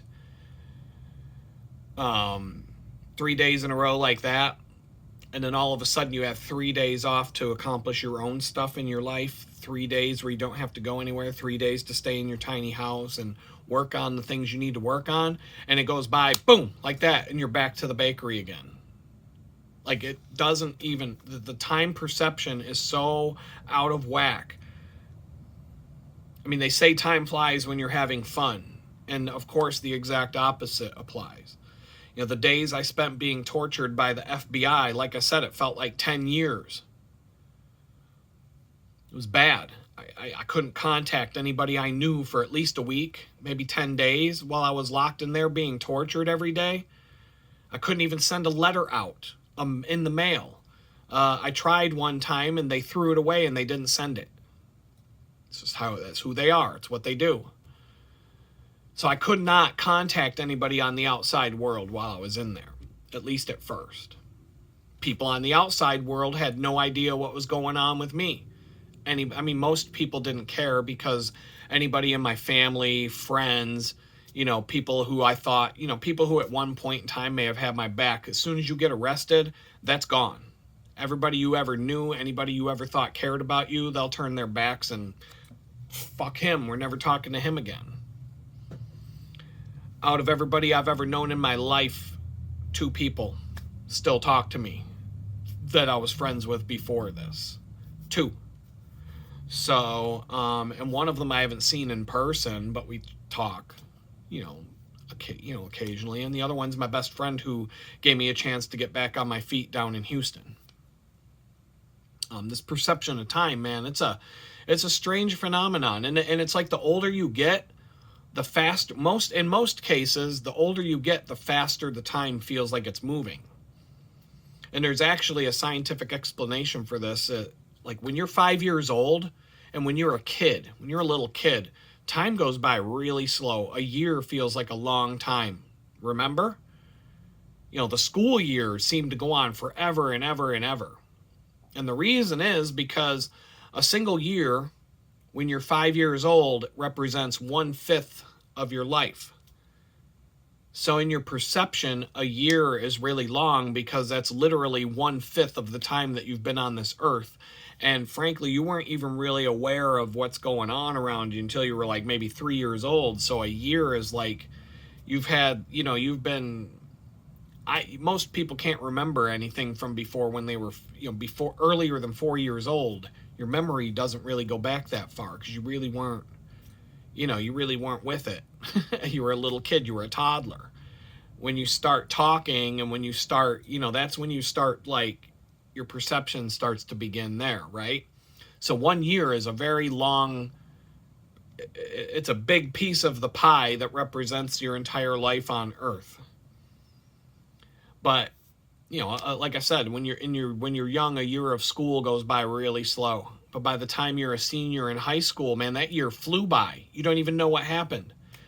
But it's because you're 18 now, and 1 year is 1/18th of your total lifespan now, and it's a much smaller piece of the overall pie. And therefore, your perception of that year is much faster than it was when you were younger. Even though it's the same amount of time, it just feels like it went by a lot faster. And so it stands to reason that a 1 year after you're 50 years old, boom, it's the blink of an eye. It goes by so fast. And you're thinking, dude, I just got done buying Christmas presents for everyone, and it's Christmas again. The heck, what's going on? I don't even remember. Did we have what happened to summer? Did we have summer this year? Really? We did. Oh, we did go to the beach, didn't we? Like, it goes by so fast, and it's because the time span now is 1/50th of the time that you've been on Earth. And so it's just a much, much smaller piece of the whole pie than when you were 5 years old, and it was 1/5 of your life. Now think about it. If you had to split a pizza with 5 people, and you got 1/5 of the pizza, it might take you a couple minutes to eat your slice. But if you had to split that same pizza with 49 other people and you're getting 1/50th of the pie, I mean, that's basically one little bite of pizza. Done. You don't even have to chew it. You could just put it in your mouth and swallow it like a pill at that point. You're going to eat that piece of pie much faster, right? Because it's a smaller piece of the pie.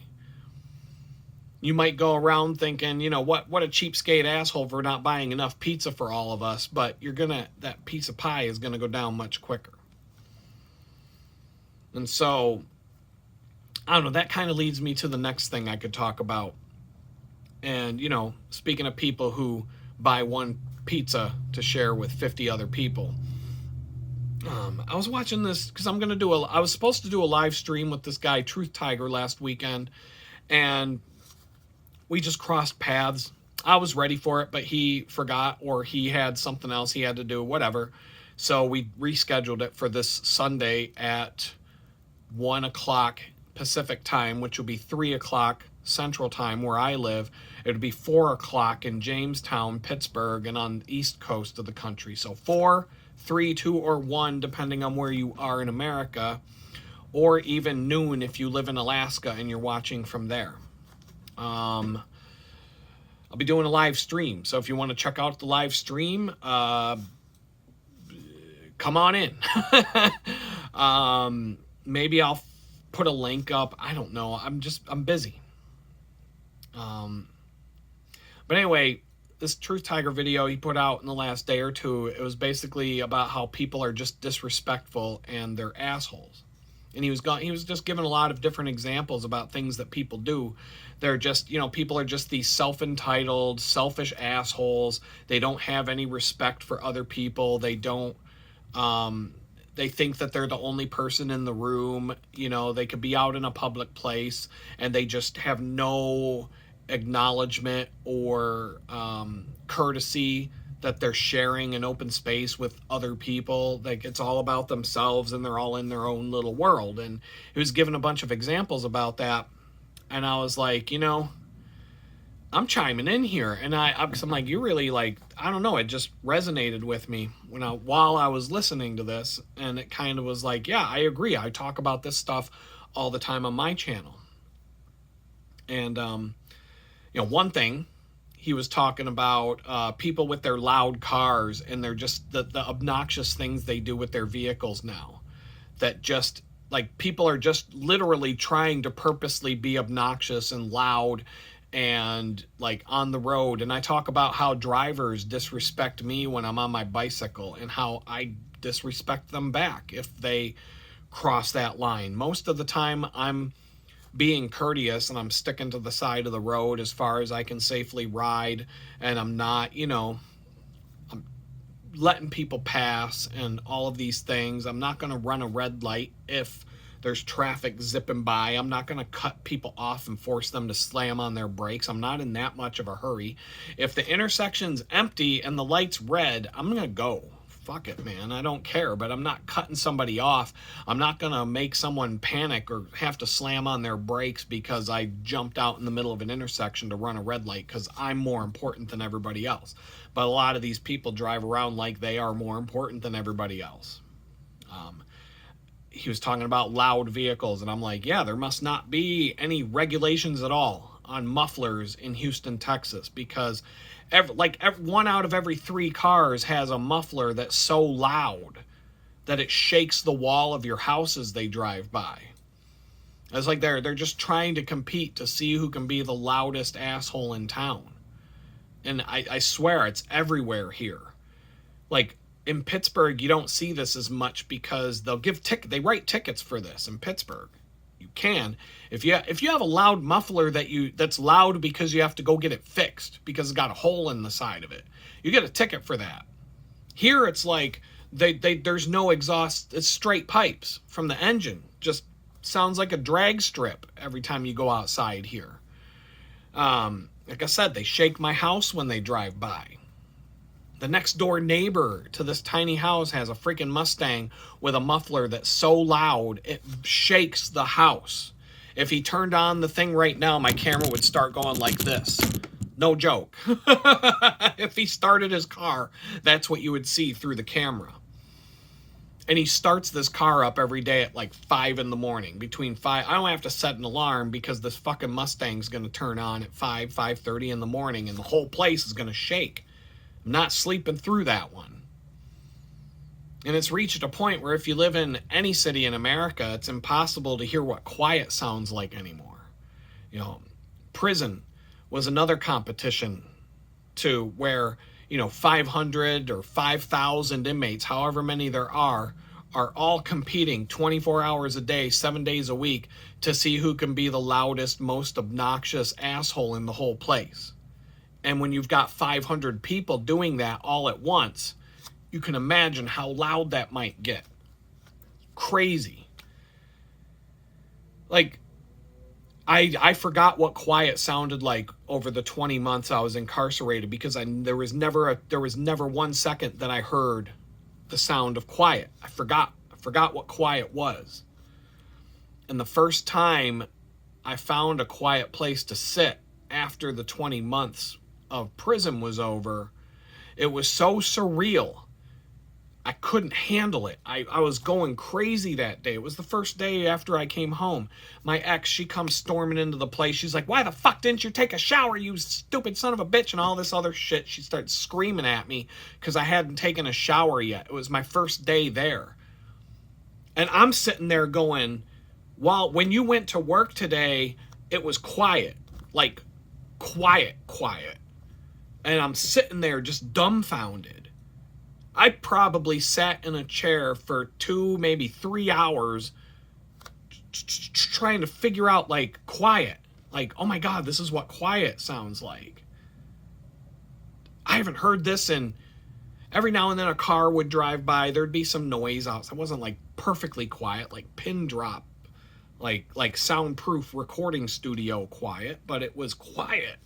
Like, quiet. And I'm like, I didn't know what to do. Like, it was such a drastic, like, mental shock just to hear what quiet sounded like for the first time in 20 months. That it like destroyed my brain that day. I couldn't, like, it was just as much of a shock to the system as being thrown in prison was on the first day of that. Hearing what quiet sounds like. I found a quiet park down the street, and I would walk down there, and it was dead quiet at this place, and I would just sit on a picnic table sometimes and just sit there for a couple hours going, oh my God, it's quiet. Like, what?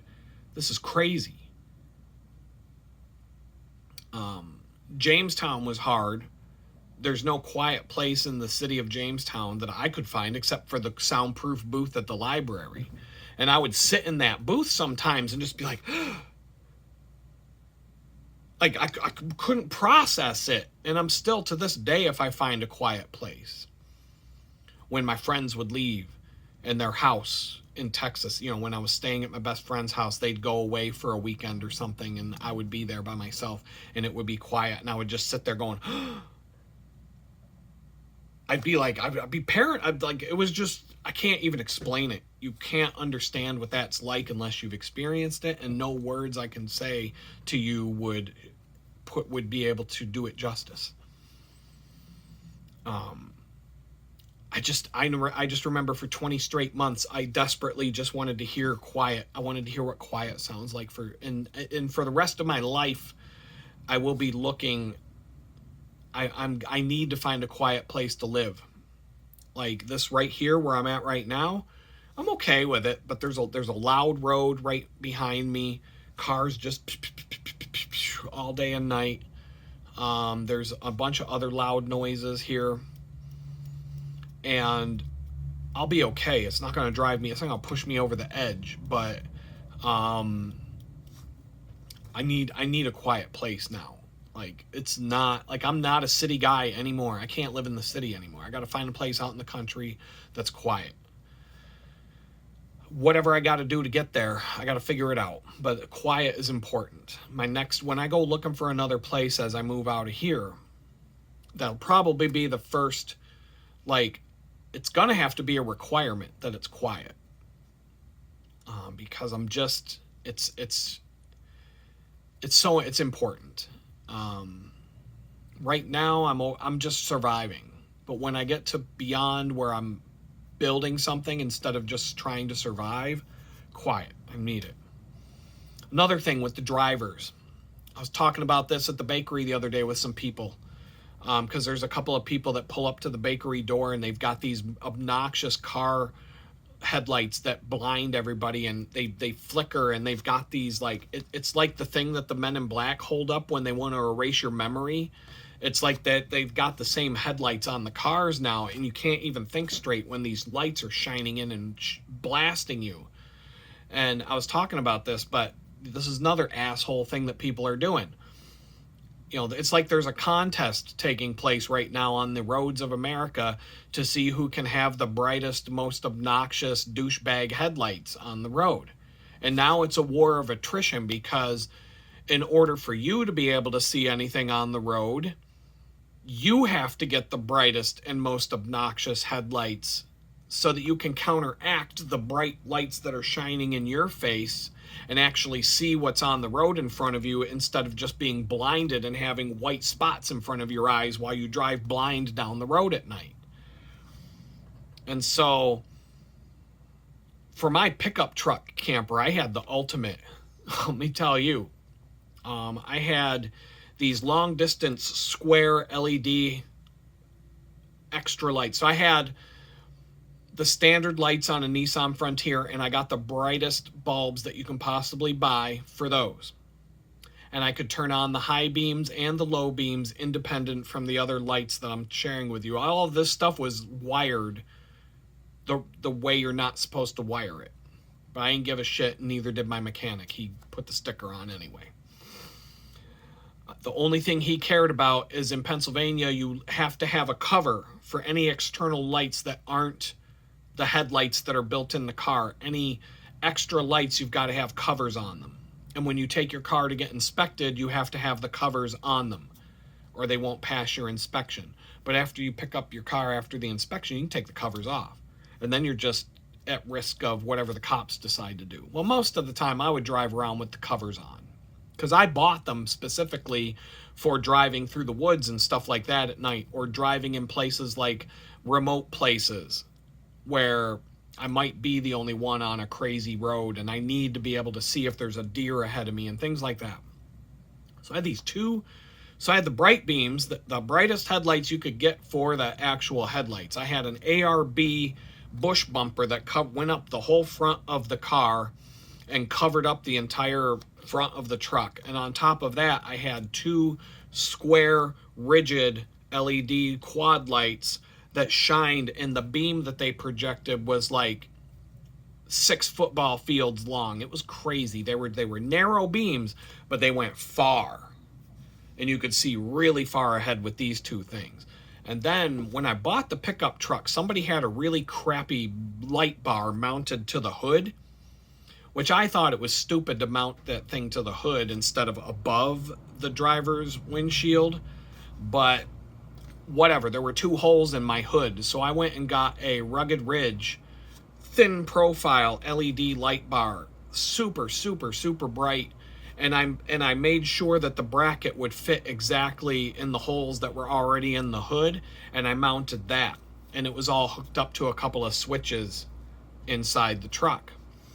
And so if I'm driving down, now if I had the covers off and some obnoxious twit flashes his high beams at me when I've got my low beams on, I might flick the high beams back at him. And if he's still going to be an obnoxious prick and not turn his beams down, well, guess what? You're getting the high beams, you're getting the Rugged Ridge square LED lights, and you're getting this light bar that's as bright as the sun. It literally will turn the whole road into daylight when I flip this thing on. And now you're going to get to drive home blind for the rest of your drive because I just fucking burned your eyeballs out and burned a hole in the back of your retina with my freaking high beams. You dumb motherfucker. And I would do that to people here and there. if they were being obnoxious and being douchebags, they were sorry they did it, because now they're going to have to go to the eye doctor tomorrow and have retinal surgery done because I just basically shot them with something that's brighter than the sun straight into their eyeballs, and it's a wonder they didn't end up in the ditch. But that's what we're at now. That's where we're at on the roads now. And it's just another douchey thing that people are doing out on the roads, driving around with the brightest lights that they can find, and they're not even going to turn off their high beams when they're coming towards you. Some vehicles, at least a lot of vehicles now, have this Big Brother shit where if somebody's coming towards you, the Big Brother sensors automatically force them to turn on their low beams. It's kind of funny. I've driven a few vehicles like this where you can't have your high beams on if someone's coming the other way because the car won't let you do it. But in my pickup truck, everything was manual switches. You could do whatever you want. And I had the LED additional lights separate on separate switches from the low beams. So normally when you turn on fog lights, it has to automatically set your headlights to the low beam. But I have mine set up so I could have the high beams on and all the disco show, the whole thing turned on. And I feel sorry for you if you decided to get into a contest with me in terms of douchebag lighting, because you weren't going to be able to see for the next 3 days. It would be like you stared at the sun directly at noon into a solar eclipse for 3 hours, and then you wonder why everywhere you go for the next 6 days, all you see is a big white circle in front of you, and you can't see what you can only see out the sides of your vision. But anyway, more douchey stuff. I've talked about this, I don't know how many times on my videos, but he talked about how people in the suburbs are bigger douchebags than you encounter everywhere else. And I'm like, man, I say that in I've spent half of my videos since I've been cycling talking about that because it's so true. I've made a bunch of videos about it. And I said, when you go on an 800-mile bicycle ride, you know precisely how far you are from any city based on how the people are acting around you. In the country, people are friendly. They go out of their way to be friendly towards you. And in the city, it's not that they're friendly. It's more like they're indifferent. They don't care that you're there. They're not going to be like, hi, and friendly to you, but they're not going to be obnoxious either. You're just part of the hustle and bustle of the city around them. You're going to find an asshole out in the country. You're going to find an asshole or two in the city. But when you're in the suburbs, my God, man, when you're in the suburbs, it's like every single one of these self-entitled McMansion-dwelling douchebags is out there screaming at you, honking their horn, overtly trying to swerve their car into you, run you off the road, throw things at you, and generally angry because you're in my way. They have this attitude like it's almost like the dark ages of serfdom and feudalism, where if you're a peasant walking down the road and a lord and lady are on horseback coming your way, they expect you to get off the road so that they have the whole road to themselves, and then you bow down on one knee and you bow your head in deference to them. You don't look them in the eye and you say, good day, Lord," as they're walking by. And maybe the Lord will fling a penny at you or something like that. Maybe he'll fling a penny at you while his horse takes a shit and the penny lands in a turd, and he turns around to laugh at you while you stupid peasant, you're digging that penny out of a turd because this will feed your family for a few days. And this is like the kind of attitude that these fucking douchebags in the suburbs have toward anybody who gets in their way. They're the lords and ladies. They're the gentry. They expect you peasant serf, to get off the road, bow down on one knee, bow your head, and acknowledge their presence and say, "Please, have a good day, Lord. Let me clear the road for you, sir. Let me clear the road so that you can get to your McMansion faster." Oh my God. And it's not just the bikers. It's not just when you're cycling. I used to have a 70-mile drive to downtown Pittsburgh from Amish country in Pennsylvania. So I lived out in the middle of nowhere.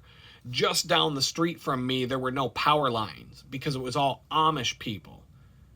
There weren't even power lines on those roads because none of the people there wanted it. So there are electric companies like, why we put power lines where nobody's going to buy electricity?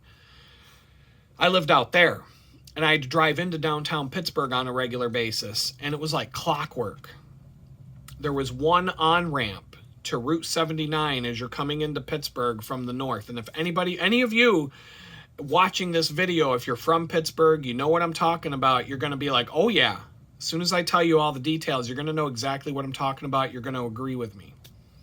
There's one single on-ramp where all the douchebags from Cranberry, which is the northern suburb of Pittsburgh, they enter Route 79 on their way into work. And as soon as these suburban McMansion-dwelling douchebag assholes merge into traffic, it becomes a fucking nightmare. You'll have a peaceful drive into the city all the way up to the Evans City on-ramp, where the northernmost Cranberry McMansion-dwelling douchebags start entering 79. And as soon as they merge with the traffic on 79, it's like a complete nightmare. You've had a peaceful drive all the way into Pittsburgh, and now you're like 10 miles from your job, and now you've got all these suburban assholes just driving like a bunch of douchebags, cutting each other off, weaving in and out, screaming and yelling at each other, blasting on their horns at each other, and just throwing psychotic temper tantrums and everything else that you can imagine. But then when you get in the city and you get off the highway, people are more or less chill. Not everybody's going to be like an asshole, but people are just generally going about their business, right? And then, there's traffic jams, but, you don't see people getting really crazy. But right around, as soon as the McMansion suburban assholes get on the highway, right at that point, it's the Evans City on-ramp. As you're coming in, and there's the Evans City on-ramp, then there's one in Cranberry, then there's another one at Camp Horn Road, and every time these fucking douchebags merge into traffic, it's like, holy shit, I'm surrounded by complete fucking psychopaths now. and it sucks. But up until that point, you weren't having any problems. Everybody was chill. I mean, you're always going to see an asshole here and there, but not like every single McMansion-dwelling douchebag asshole who's getting on the road where you are. All of a sudden, the whole road's full of assholes. And it's constant. I used to do that. I did this for 6 years. It was constant. It was predictable. I could be like, watch this. I'm going to go around this bend, and everybody who gets on this road is going to be a complete douchebag, and they exactly right. It's like when the traffic jams is another example. Most traffic jams on these highways happen because people are selfish dickwads. Everybody's angry. Everybody's got to ride 6 inches to 3 inches from the person's bumper in front of them, and they can't let anybody in. Anybody who's trying to get in from an on-ramp, they're like, this is my road. You're not getting in front of me. You're not getting in front of me, asshole. Blah, blah, blah. If all these people would do is allow 3 car lengths, 2, maybe 3 car lengths of space between you and the car in front of you, no more traffic jam. The traffic jam would end instantaneously if you would just let the people in front of you go a little bit ahead of you, 2, 3 car lengths. If everybody would just do that, stop being a fucking asshole, we could all go 70 miles an hour again. There wouldn't be any problems. Unless there's an accident or a lane closure or something. But these regular, rush hour traffic jams wouldn't exist if people weren't dickheads. But it only exists because you're all a bunch of selfish dickwads who've got to be 3 inches from the person's bumper in front of you. So here's what happens. Somebody a mile down the road in the traffic jam slams on their brake because they're 3 inches from the person in front of them. And then there's a whole accordion effect of brake light, brake light, brake light, brake light, brake light, brake light, brake light. And then you've got this whole 3-mile stretch of people slamming on their brakes one after the next, right? And then everybody has to come to a stop because of that. So I always drive a stick shift. So I hate riding the clutch. I hate having to keep my foot on the clutch and constantly and clutch in and clutch out and shift in and shift. So I'm like, fuck this shit. I'm not doing this. So I will let whoever's in front of me, I'll let them get 3, 4 car lengths ahead of me. And then I throw it in the first gear, take my foot off the clutch, and let the car just idle. And I'll keep that 4 car length distance in front of me, right? And I'll just cruise. I'll idle. I will literally just let the idle of the engine push me along. So I will watch the accordion effect. Boom, boom, boom, brake lights, brake lights, brake lights, brake light, brake light, but I don't have to let go. I don't have to touch the brake. I might tap it to slow down a little bit. If I see the people in front of me hitting their brakes, I'll be like, bop, bop, bop on the brake while I'm idling just to slow me down a little bit. But I don't want to put my car in a stall, but I also don't want to have to push in the clutch because I don't want my feet getting tired of this over and over and over. I don't want to wear out my clutch sitting in traffic either. So I'm just going to be like, bop, bop, bop on the brake. And if it does get to the point where everybody's at a dead stop and I actually catch up to the person, then I'll clutch in, throw it in neutral, and then I'll coast in neutral until I get to about their bumper, or whatever close distance, because we're at a dead stop, and then I'll stop. But most of the time what happens is I'll let people go 4 car lengths ahead of me, right? And then I'm just idling along. So now I don't have to stop. I don't have to come to a stop. I don't have to slam on my brakes. If I do touch my brakes, it's just a pop, pop, just a couple of taps on the brake to slow down a little bit so that I don't catch up to the cars in front of me. And I'm watching all these people just up to the bumper, up to the bumper, up to the bumper, slam on the brakes, slam on the brakes, slam on the brakes, and I'm just idling. I'm just cruising along, and I'm not changing my speed. I'm not slamming on my brakes. I don't have to come to a stop. I'm not about to hit the person in front of me. I'm just rolling. I'm just idling along. All of a sudden, all the people behind me, they'll be throwing temper tantrums and screaming and yelling and honking on the horn because I'm not up against the bumper in front of me, and they'll be pissed about it. I don't understand how me being up on that person's bumper is going to save you any time, because they're only 4 car lengths in front of me and we're all going the same speed. It's just that I'm not slamming on my brakes every 10 seconds because I need to keep a 1-inch gap to the person in front of me. And so the people behind me get the benefit of just being able to idle, take your foot off the brake if you have an automatic, and just roll. Just let the car roll. And if all of a sudden traffic starts to speed up, I'll speed up and I'll get into the second gear, but I keep that distance open. If somebody decides to come into my lane, I don't try to cut them off. That's another thing people do on the highway. If you have an open lane and someone's in the left lane, or someone's in, say you're in the passing lane, right? And you pass somebody and you want to get over. When you hit your turn signal to move over, all of a sudden the asshole in this lane comes up and tries to cut you off. And people try to cut you off just because they don't want you to get into the lane. And so, like, you know, people do that in the traffic jams. They try to, like, block everybody from being able to change lanes and stuff. I keep 4 cars lengths open in front of me so that when somebody wants to get in the lane, let them in. Just let them in. It's not making me slow down. And then I might bop, bop on the brake pedal and open up another 4-car length gap. I'm not throwing a fucking psychotic raging temper tantrum and throwing shit and blaring on the horn. I'm just letting my foot off the gas, keeping it in first gear, and letting the car idle along until we get to a point where I can actually give it some gas and go. And yeah, if things get crazy up ahead and everybody's coming to a complete stop, I might have to come to a complete stop, and when I do, I'll cinch up the gap. But as soon as we can start driving again, I let the gap open back up. And I find out, what I find over time, as I've been doing this for years, whenever I drive like that, other people around me will start doing it. And it's kind of funny because they kind of like, somehow they see that I'm not slamming on my brakes every 3 seconds in a traffic jam. And they do it. And then all the people around me start doing it here, and sometimes this happens, and then all of a sudden the traffic jam just phases out. And I can honestly say that, like, I'm one of the people that was responsible for opening up traffic on the highway and letting everybody go back to the speed limit. All because I refused to be the guy that's going to sit 3 inches from the bumper in front of me, having to slam on my brakes every time the person in front of me slams on theirs. The person in front of me, when I'm 4 car lengths behind them, can slam on their brakes 50 fucking times in a row, and I don't have to touch my brake lever at all. Maybe just a little bop to slow myself down just a little bit so that I don't catch back up to them and then get, like, you know, a foot or 2 behind their bumper.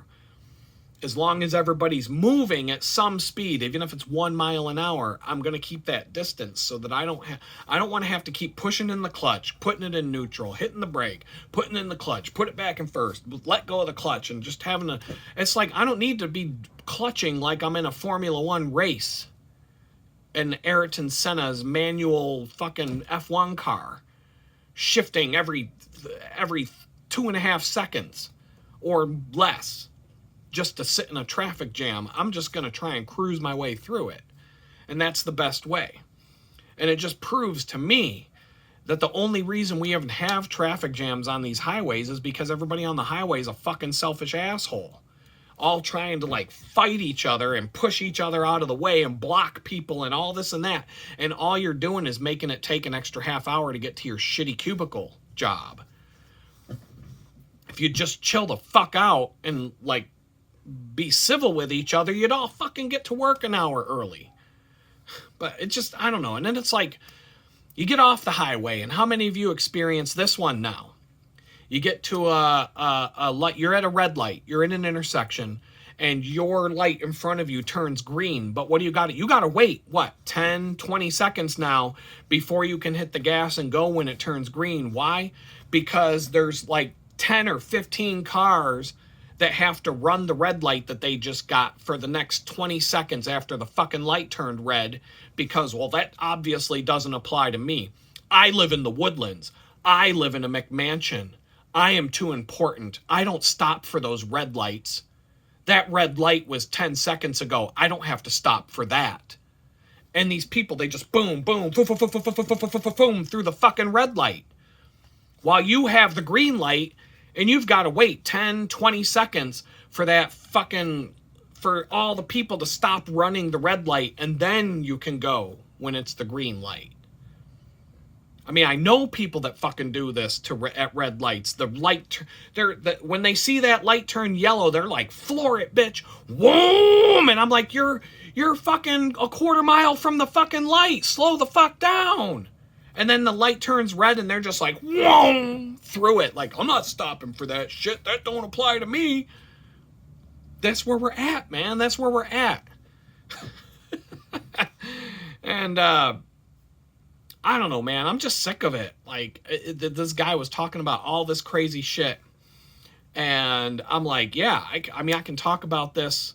I could talk about this kind of stuff for the next 6 hours. And I mean, how many of you disagree with everything that I've just laid out in terms of just the driving things and the car things? I don't know, man. I'm gonna have to move on, but I'm a prepper. I like to be prepared for things. Before I was arrested, I was pretty well prepared. I had like a year's worth of food. I could handle a power outage. I could handle lots of different adverse things, bad weather. I was constantly looking for holes in my preparedness and trying to fill the gaps.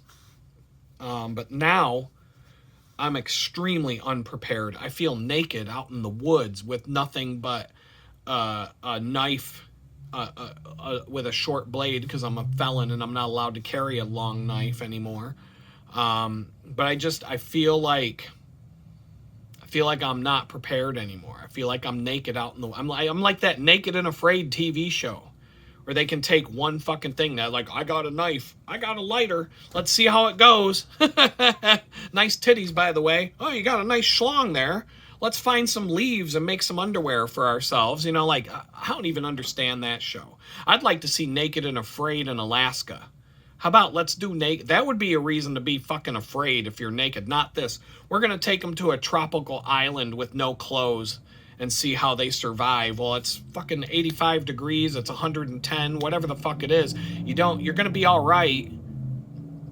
Let's see what they do up in Fairbanks, Alaska, out in the wilderness, naked and afraid, that with wolves and fucking bears and shit running around trying to kill them while they're trying to figure out how to be warm barefoot with their schlong and their boobies hanging out. I want to see. That's when you can be naked and afraid. Okay, but anyway, that I do feel like I'm on Naked and Afraid. I've got nothing, and if anything were to happen right now, I'd be completely screwed. I'm unprepared. I'm really unprepared right now. At my old house, I was prepared. I had a chest freezer, 12 cubic foot chest freezer. I could hold a year's worth of frozen food in there, no problem. And because I made an investment at the time into having long-term frozen food, I immediately went out and got a generator, because what would be if you got caught in a multi-day power outage and you lost all the food in your chest freezer? Literally like $1,000 worth of steaks and beef. You're gonna let that just go to waste?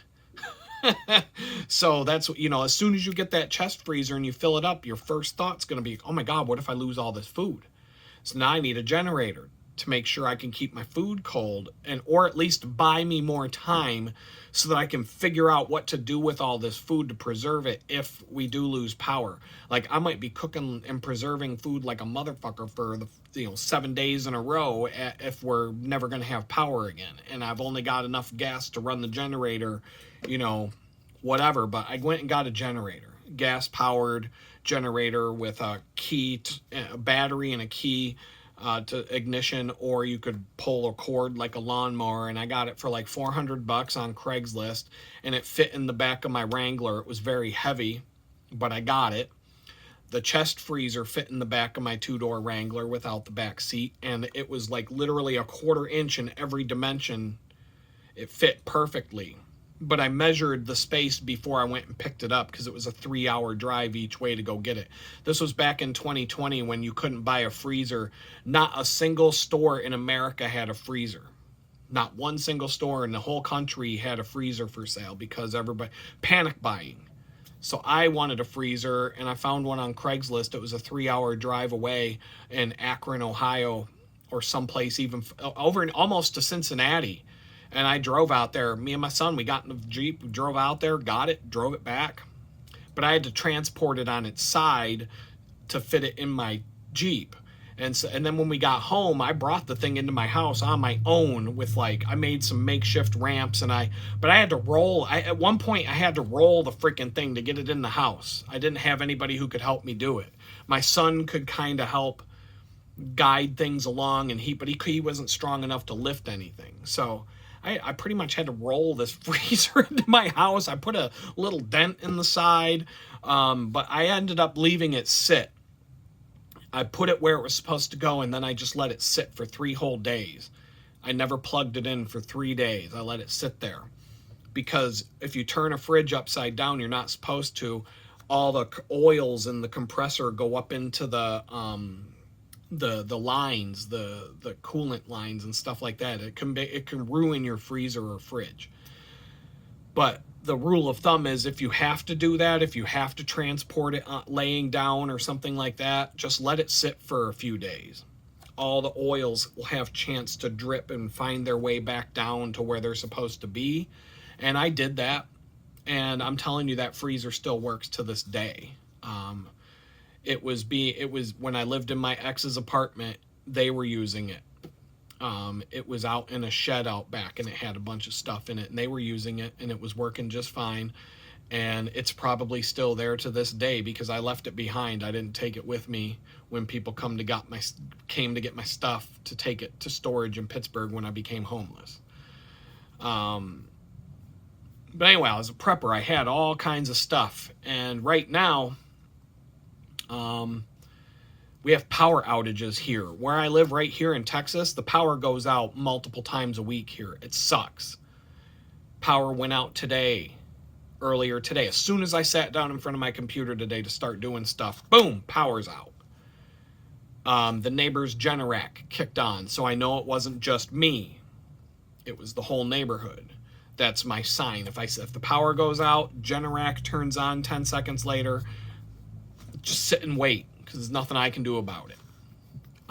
Happens all the time in this neighborhood. This Texas power grid's a pile of shit.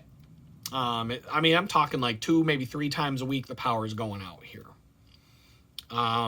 Even if it's only for 2 minutes, it's a pain in the ass because everything in my tiny house has to reboot and start over. And if that air conditioner is on when I leave for work, let's say we're going to have a 110-degree day, and that AC unit is on when I leave, it won't automatically turn back on if the power goes out. So I could come home, even if there was a 2-minute power outage, this tiny house could be 150 degrees when I open the door because that AC unit never turned on after the power outage. There was one time I had to sit here in the tiny house for over 2 hours waiting for the power to come back on. It's really bad here in this neighborhood. It sucks. It is what it is. But it keeps telling me, it's another thing. I'm like, I feel vulnerable. I'm like, holy shit, if the power went out for a significant amount of time right now, I'd be in some deep shit. Even at my old house where I got the chest freezer, the power would go out like once in a month, maybe every 2 months, usually for a decent amount of time. Usually it would be a storm or an accident, or it's out in the country, so a lot of times you're driving out in the countryside and there's just trees leaning up against, you got all these power lines along the road stretched out like rubber bands because nobody's coming by to trim the trees and remove, and like a dead tree will fall and it'll land on the power lines and they'll just be like stretched out into the road, and the power lines are the only thing that kept the tree from falling on the road. And the government and the power company will just let it sit like that for 6 months before they bother to come out and take care of it. The only way they will come out and take care of it is if the lines snap. Because as soon as those lines snap, oh no, we're not charging people for electricity. You got to get out there and fix it real fast. Because we're losing every minute these people don't have electricity. That's money we're not making. So now we got to go fix it. But anyway, I was constantly being put through small tests when I lived there. When I was young, we had some power outages at our houses when I was growing up, that one time it was 2 weeks we went without power. And we made it. We were very prepared as a family when I was growing up. And so these things weren't even a big deal. And that's how I was striving to be when I was on my own up in, Amish country. The Amish can live for a long time without electricity. I should be able to. Having Amish right down the road when that shit hits the fan, I always thought was an asset. Because these are the people that they're going to be living like pimps when everybody else is destitute. And in the apocalypse, they're just going to be on their horse and buggies going about their shit. They're going to be going about their way. It's going to be like a month before the Amish even find out that there's an apocalypse going on, because they're not watching TV. The only ones that will know are the ones that have secret electricity in the basement of their homes that nobody else in the neighborhood knows about. Some of the younger Amish do this. They'll have like a hidden they'll have secret electricity, and they'll have a room in their place with TVs and stuff, and they don't let anybody else in the neighborhood know that they're doing that. They'll find out that the apocalypse is going on, but they won't be able to tell their neighbors, because then all their neighbors will find out they've got electricity, and they'll get kicked out of the community. So, you know what I mean? That's how it's going to be. But they're not going to mind. They're going to be like, whatever, it's just Tuesday. Everybody else is going to be panicking and rioting, and the whole cities are going to be burning to the ground, and people are going to be starving, and people are going to get their throat slit over a bag of potato chips, just like you're in prison. And the Amish are just going to be like, yeah, it's Tuesday. Like nothing happened. I don't know, man. So, having a power outage for an extended period of time would not have been comfortable, but it was always doable. We always had a general plan. But right now, I'd be totally screwed in a long power outage. That's something I've been thinking about. I've got the water situation. You see the water filter back there. I got that under control. I've got different things moving. I'm in a better place right now than I was a month ago. Last month, I was in a better place than I was a month before that. The month before that, I was in a better place than the month before that, etc. But I'm so far from where I want to be or need to be. I'd be totally screwed if the power went out for a period of time. And it just seems like Houston's a total shit show with the power companies. And I feel like it would be easy to find myself in a situation where there's no power for 2 weeks here. I still see damage from a storm that was last August that the city just said, fuck, we're not going to clean it up. We'll just leave the power lines laying everywhere. And there might be people who haven't had power since last August because of one of these storms that came ripping through here. And the Houston just said, you know what, fuck them. Who cares? They're poor. Let them rot. There's a generator here at the house. I think it runs on propane or natural gas. I can't remember. I think there could be some power coming into this tiny cabin if there was an extended 2-week power outage. There would be some things I could do. I don't think I'd be completely destitute.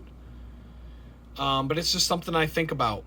I don't have the money or the space or the capacity to have a full generator, but maybe one of those heavy duty power bricks that are the size a little bit bigger than a car battery. Those things have power outlets on the side. They last some of those are pretty high capacity. They can power some things for multiple days. I almost bought one for my pickup truck camper, a 12 volt. Well, it had a charge cable you plug into your 12 volt outlet in your vehicle. And so your vehicle would keep this thing topped off as you're going on a road trip.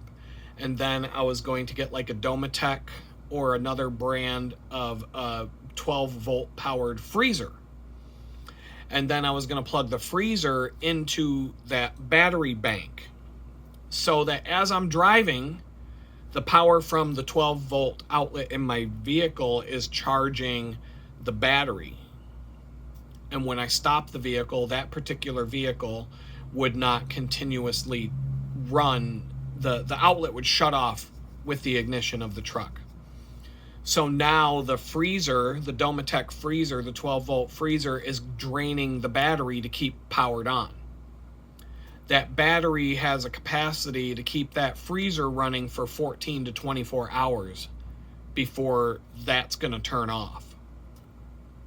In a worst case scenario, you could probably get a bag of ice, dump it in that freezer, and turn the freezer into a cooler. But on a road trip, I'm not really going to have to worry about much because I'm going to be driving all day long. So that battery is going to stay topped off when I camp for the night or park somewhere for the night. That fridge, the freezer unit, is going to be draining the battery throughout the night, but it's only going to be for so many hours. And when I start the vehicle the next day, the battery might be down to like 10%, but it's going to charge right back up as I'm driving. A vehicle, just having a vehicle, that's a priority for me right now. It's a higher priority than finding a battery bank. But a vehicle can be an addition to this kind of prepping. You can charge things, you can plug things into a vehicle while your vehicle's running to charge batteries and create electricity that you can use for things. It's not the best idea, but if a hurricane comes through here and power's out for 2 straight weeks, you might have a few vehicles idling in your driveway with power cords coming out through an inverter, powering something or charging something so that you can have light and so that you can have different things. You can run a fan or, different, you might need, you can still get electricity in some way, shape, or form.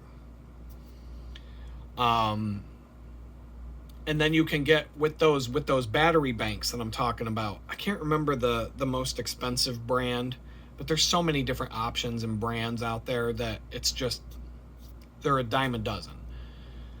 You can get a folding solar panel that's fairly big. It's like the size of a briefcase, and it opens up and it's a big panel, and then it's got a easel on the back. You can set it out in the sun, run a cord from that.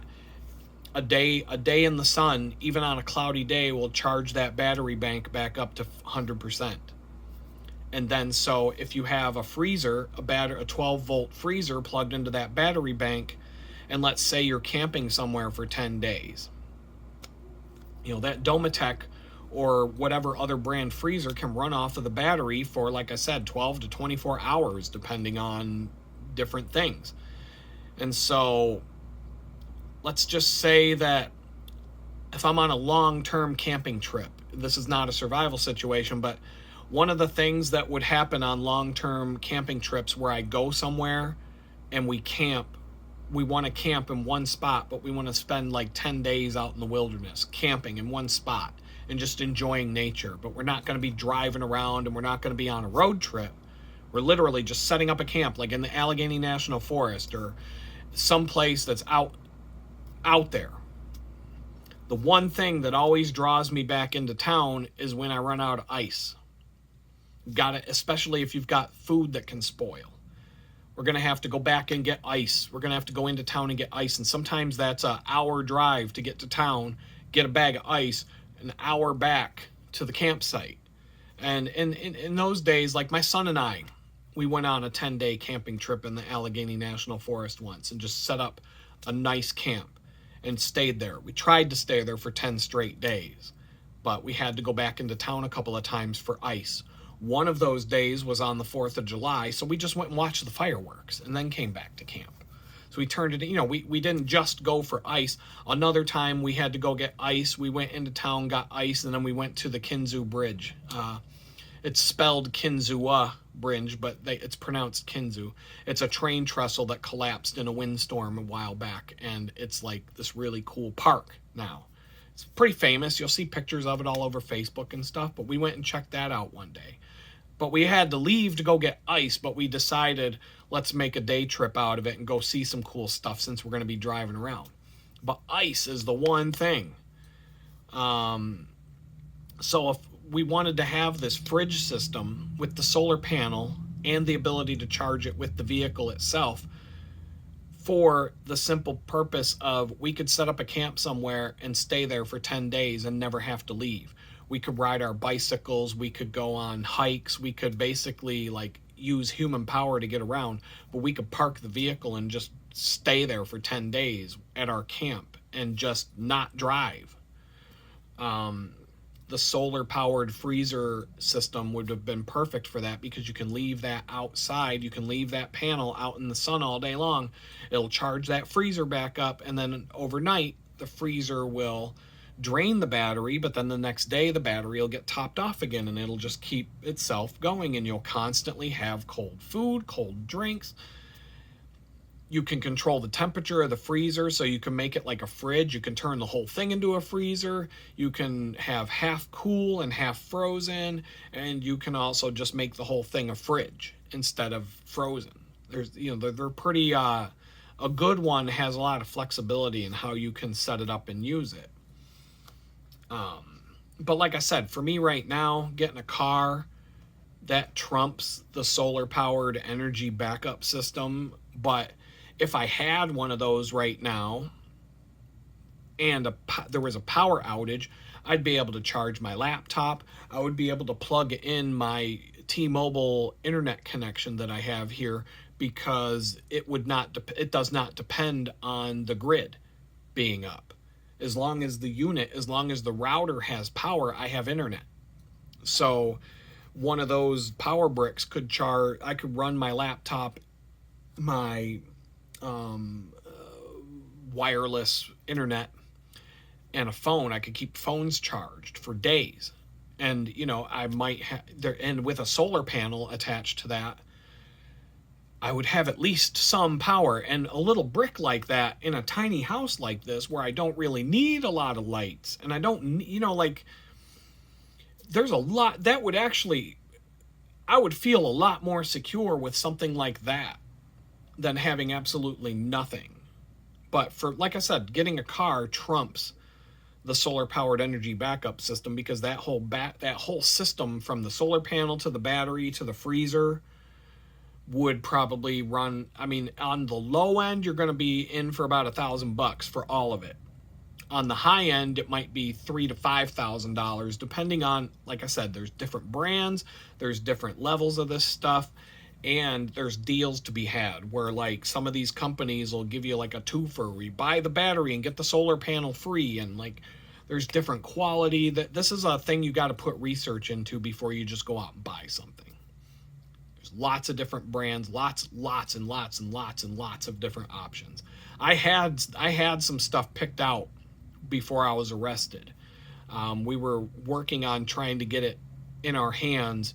We were planning on doing a road trip in October, and here it was like July, August. We had just come back from a road trip, and I was like, the next thing we're doing is getting this fridge system figured out, so that we don't have to go get, we don't want to, like, that's one thing we don't have to do anymore. We don't have to stop and get ice. We never have to get ice again, because we'll be able to make ice. We'll have a freezer and a fridge. Small, but we'll never have to get ice. There was a time where we wanted to camp somewhere, and we realized that our ice situation was bad. We had to take an hour and a half drive to go get ice, turn around, drive an hour and a half back to the same campsite that we were just at, because we knew we needed ice for the cooler. Ice, man, that's a big one.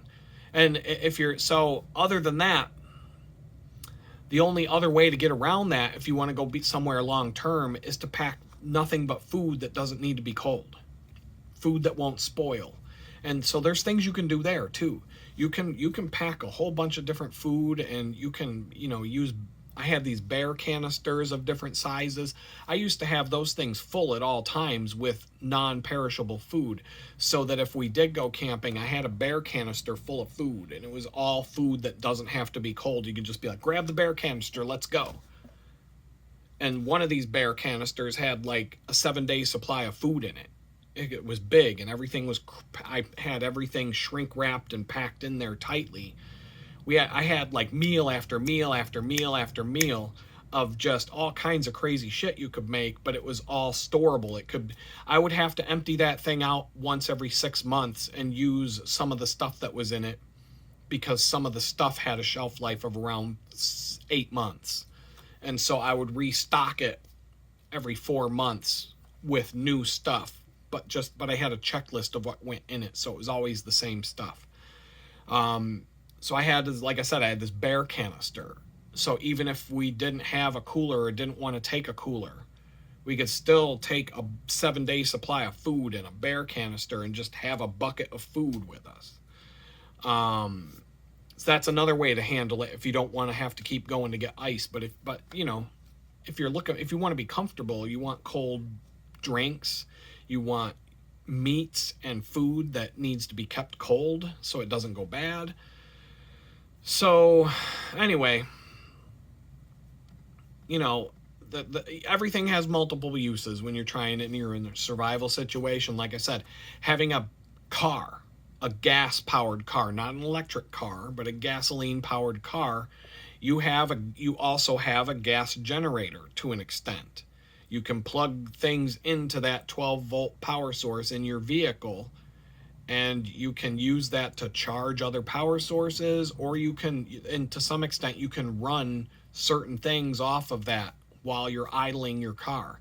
You'll be burning through gasoline, and that's another issue, but your car can actually save your ass and give you power and electricity that you might need if you don't have power for 2 weeks.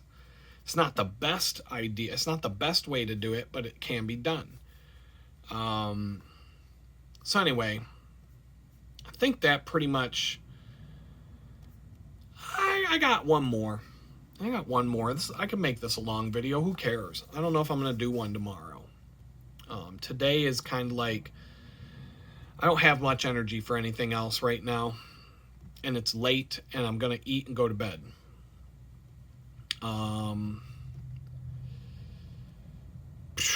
Man, it's like, okay. So I got, you've seen a couple of videos lately where I'm just like,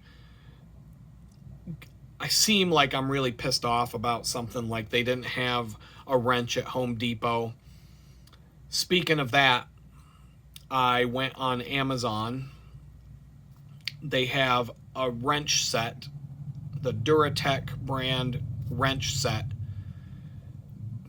metric box wrenches from 8mm all the way up to 22mm in one set without skipping any sizes. Literally 8, 9, 10, 11, 12, 13, 14, 15, 16, 17, 18, 19, 20, 21, and 22mm all in one set with a roll-up pouch that seals on itself and keeps them all organized. $35. I didn't buy it yet. It's bookmarked. I'll get it when I need the 16 and 17 to work on my bikes. I bought a set of stubby little box wrenches because that's all Home Depot had, and metric, that weren't ratcheting wrenches that were really expensive. And it's missing a 16 and a 17. It's only got like maybe 8 stubby short wrenches, and it's got a few good sizes that I can actually, like, if I'm going on a road trip with my bike, there's a couple of those wrenches I'll throw in my toolkit for a long road trip, like a 10mm, and the commonly used like probably a 10mm is going with me because that's a commonly used size for different things on the bike. 8, 9, and 10 are pretty common. You could take 3 of those little stubby wrenches and fit them in a little tiny toolkit. And this stubby wrench set was like, I don't know, $13. It was cheap. It was so cheap that it's not worth returning. And so, but I do have the receipt. I might take it back. I don't know. If I get this whole set that has everything from 8 to 22mm, I could get a few bucks back by taking that stubby wrench set back to get a refund at Home Depot. But like I said, I don't remember what it cost, but it was less than $20, and I think it was like $13. So I'm like, do I really need to get a refund on that, or should I just, it'll be extra tools in the toolbox at that point. So, but you cannot get a set of wrenches, just regular wrenches, at Home Depot or Lowe's, right across the street from each other. Neither one of these stores, the big giant tool warehouse, didn't have tools. And yeah, I was like, F these mother effers and all that kind of crap. I'm not really that mad about it. I'm not losing sleep over it. I got home, I went and did other things. It was too cold to work on my bicycles that day, so I didn't need the wrench that day. I ran into an issue when last time I did a major tune-up on my Red Rocket. I had to use an 18 instead of a 17 and just hope that I didn't strip the nut that I was trying to tighten or the wrench. And it all worked out, but it was kind of like, you don't want to do that. And I didn't even have an adjustable wrench that I could throw on there in a pinch. And so I got a couple adjustable wrenches, some drill bits last weekend, but I couldn't find wrenches. And even if I did find a set of wrenches, it would have been $40. The one that they were selling would have been $40, and it would have been like 8 wrenches with a whole bunch of gaps in the sizes. It would have been like 10, 11, 12, 15. I don't even know if it had the 16 and 17. I would have had to look. And then it would have been like 19. It would have skipped. There would have been sizes being skipped in there, and it would have been about $40. But for $35, I can go on Amazon and get every single wrench from 8mm to 22, and it comes in a pouch that you can roll it up and put it in your tool bag, all nice and organized in a compact little space. $35. And I keep saying this is why people don't go to the store anymore. And here's the thing, like Lowe's and Home Depot, they own these tool companies. Lowe's owns Craftsman now. Home Depot owns Husky Tools. Okay? These are multi-billion-dollar companies. These are multi-billion-dollar stores. They have all the money in the world to make the same tool set. They're all being made in China. They're all probably made in the same factory at China. And some of them are stamped with Craftsman. Other ones are stamped with a Husky stamp.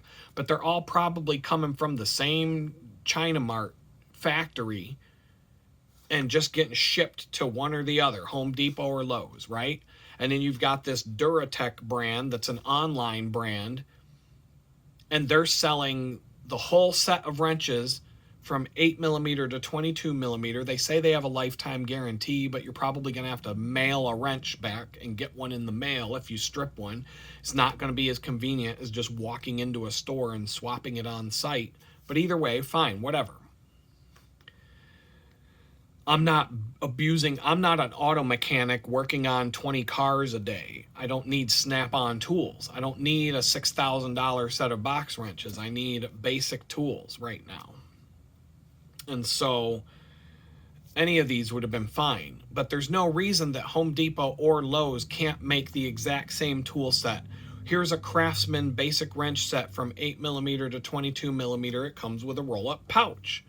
They could sell that for $50 and people would buy it.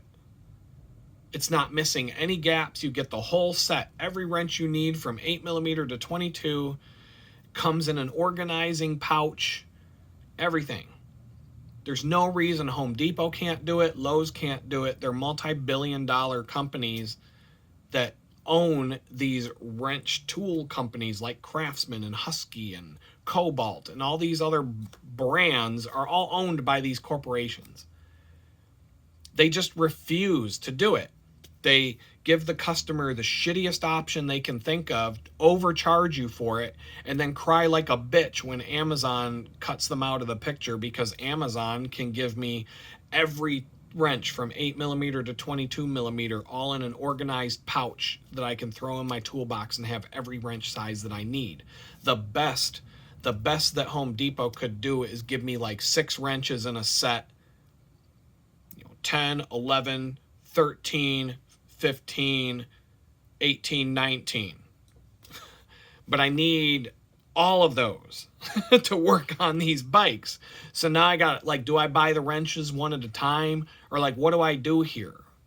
The stores give you the shittiest option. Another thing that came to my mind when I was thinking about this, like, the stores always sell the crappiest thing. I was thinking about windshield wiper blades. I don't know where this conversation... Somebody was talking about windshield wiper blades, and I was like, oh, you gotta get these. So there's this thing that you used to be able to go. So this Advanced Auto Zone Parts, whatever it's called, all these auto stores, every time there's like an Advanced Auto right next door to the Auto Zone, right next door to O'Reilly Auto Parts, and all these other stupid ass stores, all piled on top of each other, and they all sell the exact same garbage. And none of them are different from the other. And it's almost like there's just 3 of the exact same store. Boom, boom, boom. Everything's the same price. They sell the same shit. Same shitty service. Same shitty everything. Just a different logo on the box mart shop. So, wiper blades. They all sell wiper blades. It's like they had a secret meeting one day. They used to sell these things called silicone wiper blades. Whatever rubber they use now is shit. Okay, and you'll find this out if you ever try what I'm telling you to try. And then I've got one more thing I'm thinking of that goes right along with what I'm saying.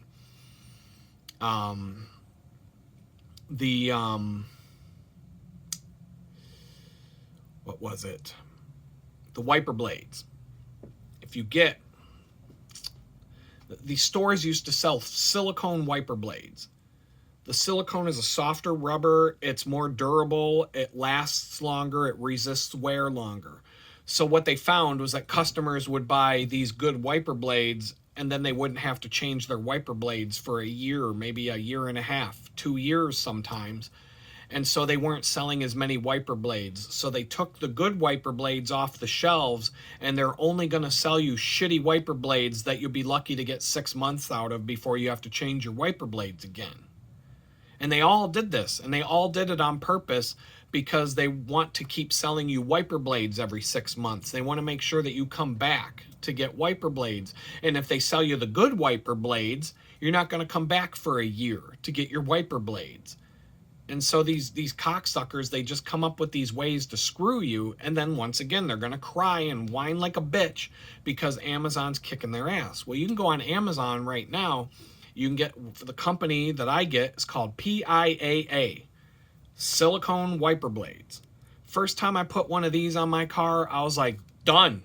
We're done. These are great. They're the best wiper blades I've ever had. They have a metal frame. So one of the things about, like, they're like old school wiper blades. They come with a metal frame and a strip of silicone going across.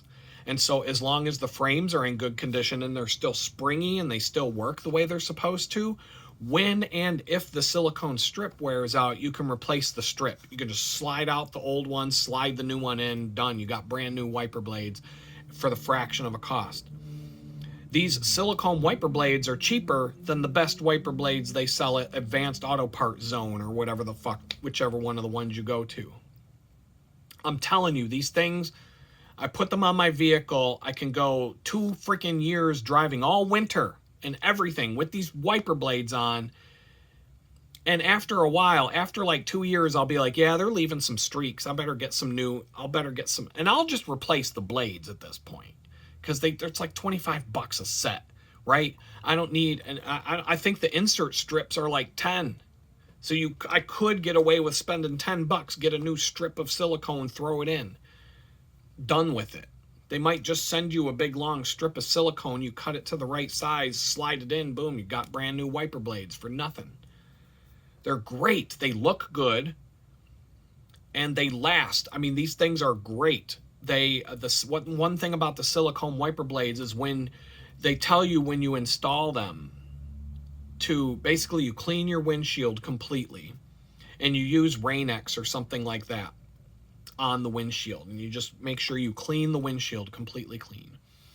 When you put the windshield wiper blades on, they tell you with a completely dry windshield, turn on your wipers and just let them go like this for 5 minutes or so.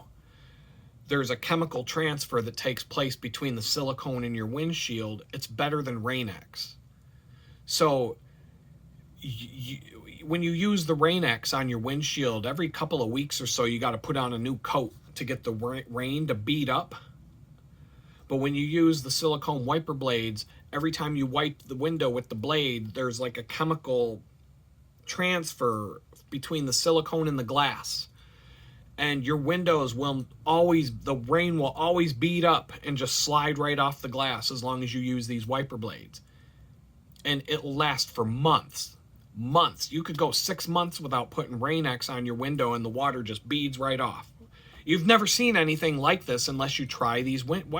You try the silicone wiper blades, you're never going to go back to an auto parts store to buy wiper blades ever again. I guarantee you, if you try these PIAA, this is not, there's no link down here. I could put Amazon affiliate links in there and all this crap. I don't feel like taking the time right now. I just don't care. Just look it up. You put these things on your car, you will never go to the auto advanced parts zone again to buy crappy ass windshield wiper blades for twice as much money. You'll never do it again. You'll within three, with the first time it rains, you're going to be like, holy shit. They work so much better, but not a single auto parts store in America will sell those to you. Why? Because they're too good. They're too good, and they know if you put good ones on, you're not coming back to buy wiper blades for 2 years. And so they feel like, well, we got to sell them these shitty ones that are only going to last 6 months, because then they'll come back and buy more. The PIAA, they conform to your window. The metal frame bends properly, so all the curvatures of your windshield, the blade makes solid contact as it goes back and forth.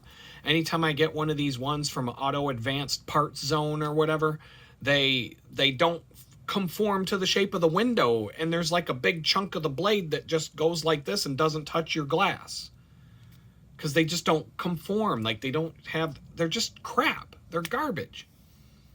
And these companies, they do this on purpose. They know, all these companies know that you got way better options if you're willing to go to shop online and order them yourself and educate yourself.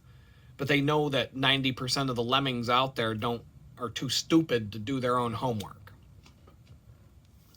So that's another way that these stores are actively out to screw you as a customer as hard as they possibly can.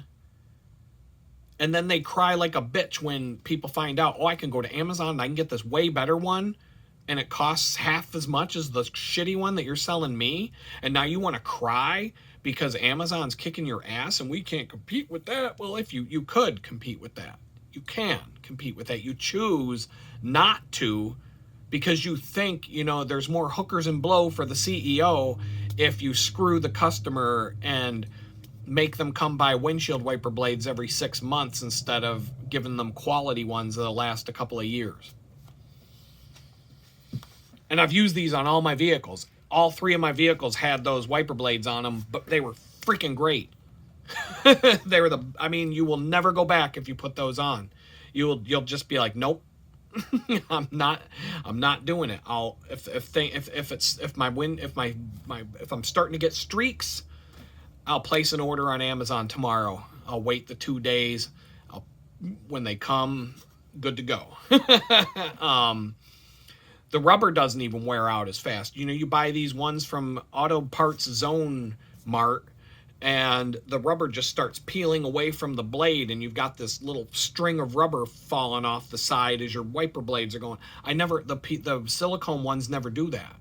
I never had one do that. Even when they start to get old, they don't just rip apart and fall apart like that. Like, that's dangerous. If your windshield wiper just decides to disintegrate on you in a rainstorm, you're screwed. That never happened to me with the silicone blades.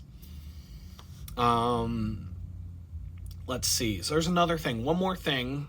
If you've made it this far, you're getting some good tips today. You're actually getting some shit that's going to help you. One more thing that the stores do, it's not necessarily the stores, but it's the companies that supply them. Procter & Gamble, Johnson & Johnson, all these big detergent companies, of which there's 3 or 4, and they're all actively out to fuck you as the consumer. They all work together to fuck you. If you ever wondered, I don't know, I experienced this for a couple of years and I couldn't figure out what was going on. I thought my dishwasher went bad. Have you noticed that when you wash dishes now, you can use whatever dishwashing detergent you use, Cascade, Finish that used to be called Electrosol, whatever the case may be. Remember a long time ago when you'd pull out your dishes from a dishwasher and the glass would be crystal clear and the plastic would be clean, and you could run your thumb across it and it would go and squeak, and you could run your finger across the glass jar and it would squeak and it would be crystal clear, like you could see right through it and everything was spotless and clean. And then all of a sudden, like, you found out over time, now when you pull out your stuff from the dishwasher, everything's dirty. There's like a film on everything. Your glass jars have this film, and so they're clear, but they're not quite clear, and and when you rub your thumb across it, it feels greasy. It doesn't feel like it's clean. It doesn't squeak. You run your finger across the plastic bowl, and it doesn't squeak anymore. It doesn't have that like grease-free feel to it. There's water spots on everything and you have to pull things out of the dishwasher and wash them in the sink because they didn't quite come clean. And you thinking to yourself, my dishwasher's messed up. What's wrong with my dishwasher? Well, this happened to me twice. I had 2 different dishwashers this was happening with, and I'm like, what's going on here? My dishes used to be a lot cleaner than this.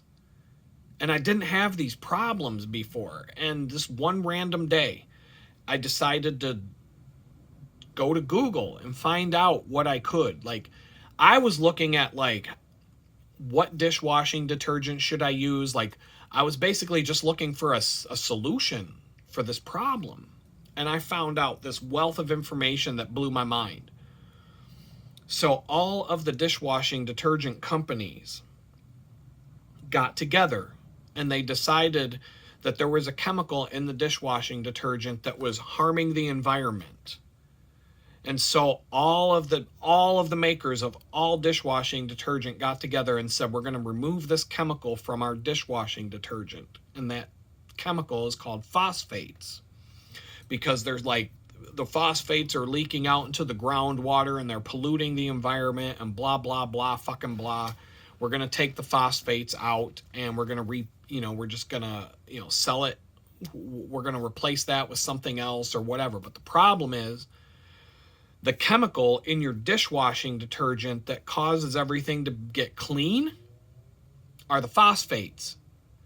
So all these companies together, they did this in unison. They decided to take away the one chemical in all the dishwashing detergent across the board that cleans your dishes and makes your dishes get clean. Phosphates. Actually, hold on a second here. Oh, we got plenty of power. Okay. I thought my battery was going to go bad here on the phone, but phosphates gone. So that's why your dishwasher doesn't work anymore. If you're having that same problem, if you've been wondering for a few years what the hell's going on with my dishwasher, no matter what I do, I can't, is it the water in my house that went bad? Like, you're going to think 150 different things. It's because there's no phosphates in the dishwashing detergent anymore. It doesn't matter what brand you buy. So I was on this message board and people were talking about this. There's something you can buy easily. It's on Amazon. It's $50 and it comes in 2 boxes in a pack of 2 boxes. It's called Cascade Fryer Boil Out. And what it is, it's a white powder. And so if you've ever cleaned a deep fryer at a restaurant, you drain the oil out. And after you've drained out all the oil to get the deep fryer cleaned out, if you're doing a deep cleaning on the deep fryer, what you would do is you'll take and fill the deep fryer with water. You'll plug the bottom back up, you'll fill the deep fryer with water, and then you'll boil it. You'll turn the heat up and you'll let that water boil. And so what you do is you add this chemical, it's called Fryer Boil Out. You put it like a 1/4 cup or something like that, you dump it in the water, and it's phosphates. It's powdered phosphates. And what it does is it gets in that deep fryer, it gets in all the nooks and crannies, loosens up all the grease, and it basically completely cleans your deep fryer without you having to get in there and scrub all the nooks and crannies. And then when you've boiled out the fryer for a period of time, you drain you open up the pipes at the bottom, you drain all the water out, you get as much as you can out. You fill the fryer back up, you rinse it out, you get a hose and you spray it all out, clean it out completely, let all that water drain out, plug it all back, close all the pipes, all the safety switches and everything else, and then you refill the fryer with clean oil.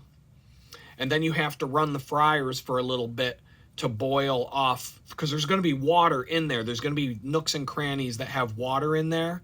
And I don't know if you've ever thrown an ice cube into a deep fryer, but then you'll know what happens when water mixes with oil in a deep fryer. But what happens is if you turn up the deep fryer with nothing in it and you stand there and watch to make sure you can slowly crank up the heat on the deep fryer after you've washed it out like that, and the heat of the deep fryer will cause all of that water everywhere in the deep fryer to boil out and evaporate, and it will bubble up and come up through the evaporated water vapor will bubble up. That's why when you throw an ice cube in a deep fryer, it causes a big storm of bubbles, because that ice cube is literally boiling on contact, and the water vapor has nowhere to go but bubble up to the surface. And so you have to let the deep fryer boil out all the water from all the nooks and crannies before you can cook in it,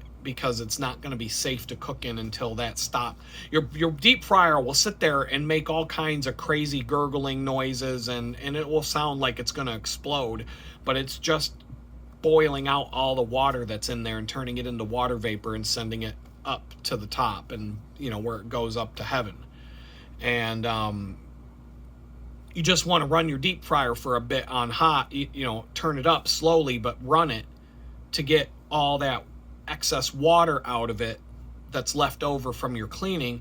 And now you've got a brand spanking new, gleaming as if it was just bought today deep fryer because of this chemical. So you buy this thing, it's Cascade Fryer Boil Out, and you get 2 boxes for $50. I don't think you can get a single box on Amazon. They sell it in 2-box sets. $50. This is going to be a 2-year supply for you. So it sounds expensive, but this thing's going to last you 2 years. When you put your dishes in your dishwasher and you put you might use jet dry, whatever, do whatever you normally do. When you put the dishwashing detergent in the cup of your dishwasher, you take about a tablespoon of the fryer boil out from the box, dump it in with your dishwashing tablet. Shut the little door, close your dishwasher, wash your dishes. Turn on all the settings, wash your dishes. When you open up that dishwasher and you pull your dishes out, you're going to be shocked. You're going to be completely shocked, because you're not going to have seen dishes this clean for the last 4 years of your life. You're going to pull out glass jars. They're going to be crystal clear. They're going to be the cleanest glass jars you've ever seen. Mason jars, cups, glasses, whatever. You're going to be able to run your thumb across and it's going to make the squeaky sound. You're going to pick up a plastic bowl. It's going to be squeaky. There's going to be no spots, no residue, no film, no greasy film left on everything in there. You won't have to take anything out of that dishwasher and rewash it in the sink, because it's all going to be clean, cleaner than you've ever seen it. I guarantee you, if you do this, you're going to be shocked at the results, because you're going to be like, wow, this is how my dishwasher used to work, and then all of a sudden it stopped. It's going to be like you got a brand new dishwasher. I guarantee you, if you put that stuff in with your dishwashing soap, it will change your life. It will change your life. I will never have a dishwasher without having that off to the side and adding about a tablespoon every time you do dishes. Now, these 2 boxes, they're big boxes. A tablespoon, each box is going to last you about a whole year. And I didn't even really measure it out that tight. The side of the box has a little pour spout, and I would just kind of into the reservoir. I didn't measure out an exact tablespoon whenever I put it in the dishwasher. But if you really want to be anal about it, and just stretch that out, because it's $50 the first time you do it, measure it out. But you don't need a lot. A tablespoon, all of your dishes will be brand spanking new. Like, it will shock you.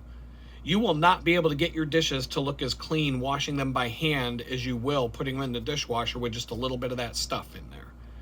It's not poisonous. It's not going to do anything for you. It's literally just the chemical that they took out of the dishwashing detergent, and you're putting it back in and washing your dishes. And I'm also using a dishwasher tablet in conjunction with this. I'm not just using the phosphates to wash the dishes, but you're basically mixing the stuff back in that the companies took away from you. But it's just a douchebag move that they made. They're like, how can we screw the consumer? How can we get everybody to buy a brand new dishwasher, because they all think their dishwashers are broken now?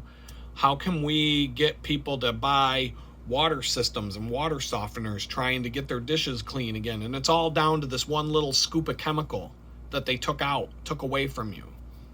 and they didn't tell you about it. They didn't tell you, hey, we got rid of the chemical that cleans your dishes, and so now when you buy this dishwasher soap, you're not actually washing anything because it's not cleaning anything anymore. But go ahead, keep washing them. Just keep washing them in there. See how it goes. It doesn't work anymore. I had 2 different dishwashers that wouldn't wash my dishes, and I could not for the life of me figure out why. I put 1 scoop of this stuff in brand spanking new dishwasher. I was shocked. I was in shock. I was like, oh my God, look at these dishes. Look at these glasses. It's crazy. It's like I'm pulling out a mason jar and I'm looking at it like it's a piece of Waterford crystal that I just got off of my wedding registry. You know what I mean? Like me and my new wife are looking at all the Waterford crystal that people gave us as gifts, and ooh, and look at that. And that's what you're looking at. You're looking at a mason jar like that came out of your dishwasher because you've been using this dishwasher for 4 years and nothing ever gets clean anymore. And you're just like, why? That's why. Try it. I guarantee you, if you try this, you will be shocked. You'll be completely shocked like I am. And you'll be mad. You'll be mad that these companies are out there to screw you. And it's just like, I could talk about this all night. Here we go. I got one more thing I'll wrap up with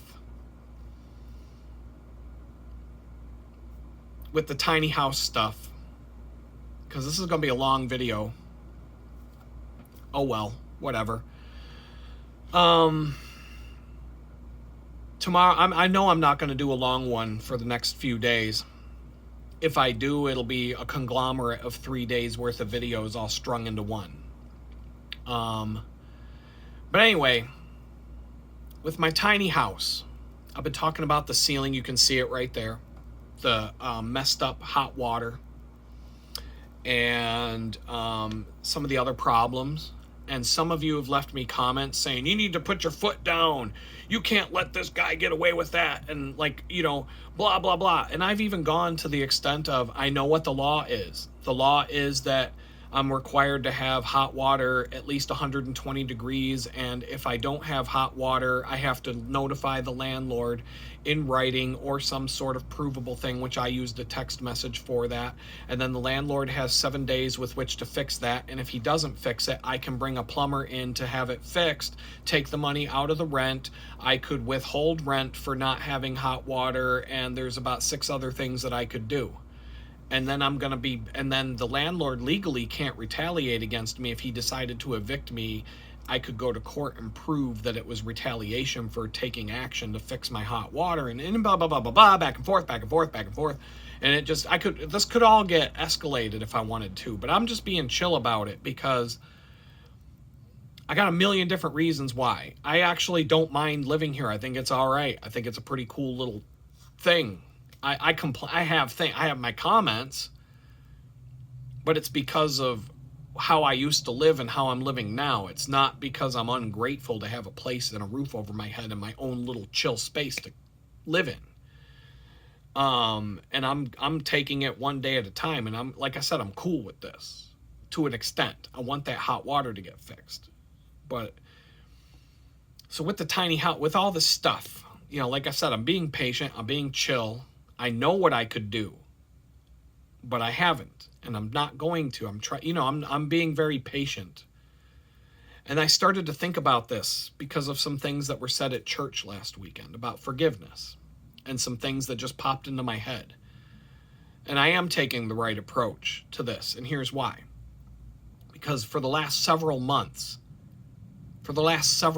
honestly, since I was homeless, since I became homeless, all kinds of people that I've been dealing with have been extremely patient with me. In some cases, it's taken me a lot longer to get things done than it otherwise would be if it wasn't for all this craziness going on around me.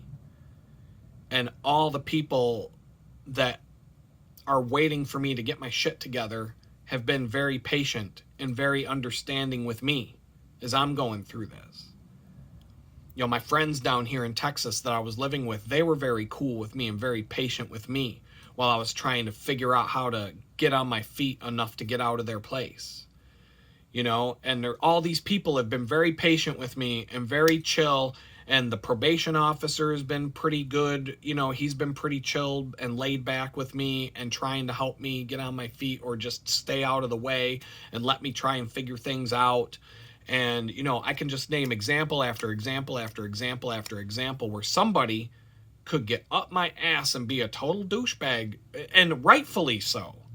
Not even like, I wouldn't even say they're being a douchebag, because in certain situations they would have every right to be angry with me and like, why aren't you getting this done?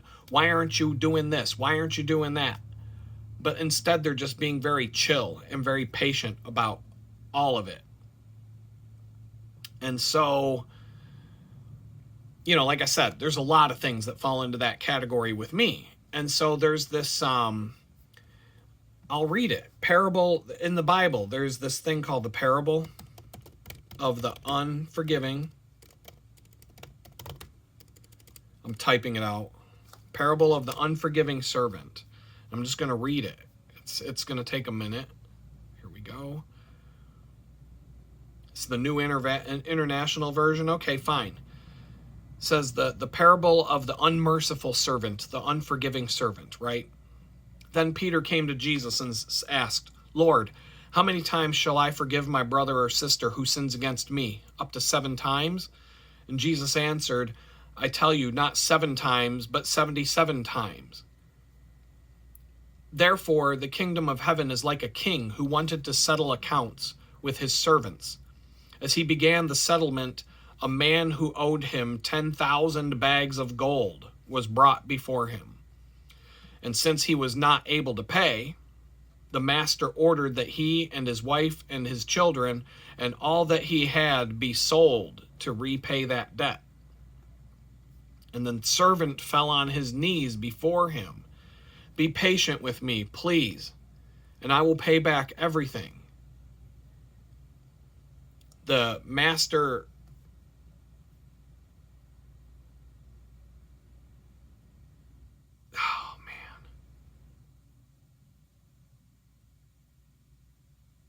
Okay, yeah, at this, the servant fell on his knees before the master. Be patient with me, he begged, and I will pay back everything. The servant's master took pity on him and canceled all the debt and let the guy go. The dude owed him, what was it? 10,000 bags of gold. I mean, a bag of gold is worth $10,000. What's 10,000 times 10,000? That's more than the servant's going to be able to repay in his lifetime. How he got into debt, we don't know. But anyway, the master forgave him the debt and let him go. But then the servant went out, found one of his fellow servants who owed him 100 silver coins. And he grabbed the guy and he began to choke him and he said, pay back what you owe me. Pay back what you owe me right now. And the other servant fell to his knees and begged him, be patient with me. I'll pay you back. I swear I'll pay you back. But the guy refused. And he went off and had the man thrown in prison until he could pay the debt. And how are you going to pay the debt if you're sitting in prison? And so the other servants, they saw this and they went back to told the master everything that just happened. And then the master called the servant that he had just forgiven, and he was like, dude, you're a wicked servant. I canceled all that debt of yours because you begged me to. Shouldn't you have had mercy on your fellow servant just as I had on you? And in his anger, the master handed him over to the jailers to be tortured until he could pay back the 10,000 bags of gold.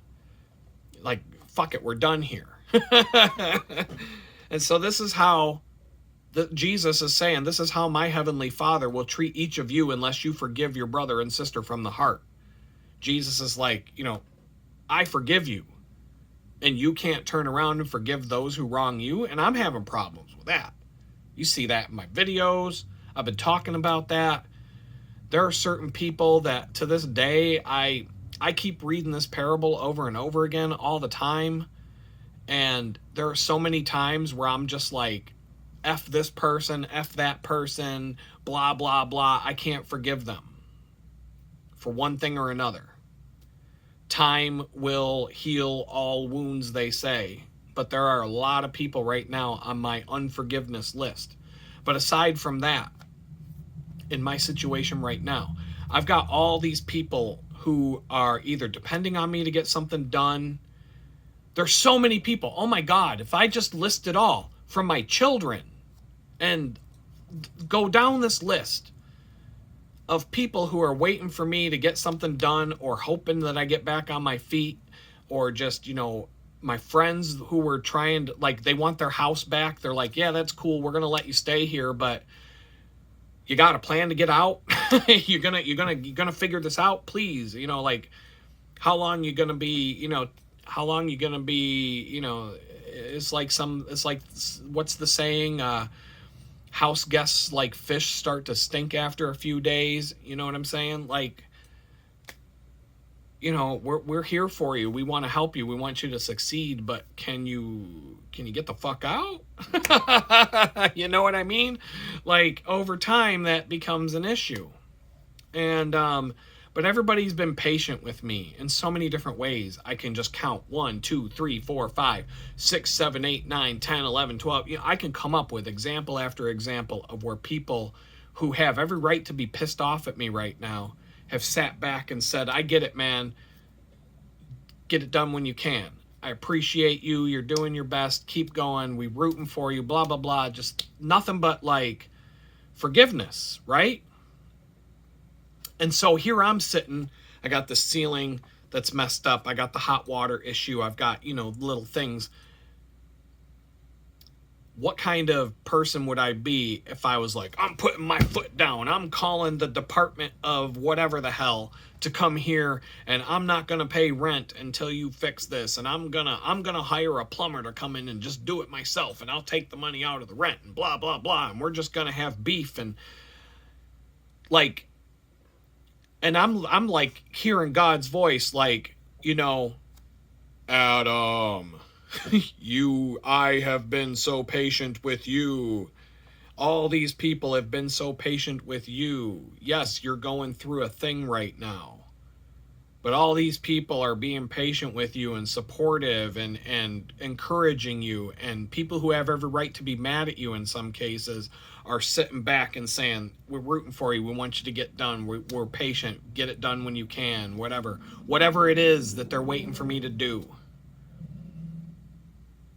And now you're going to turn around and put this guy on blast and go legally after him and, basically throw him in the prison to be tortured like the wicked servant did to the other servant.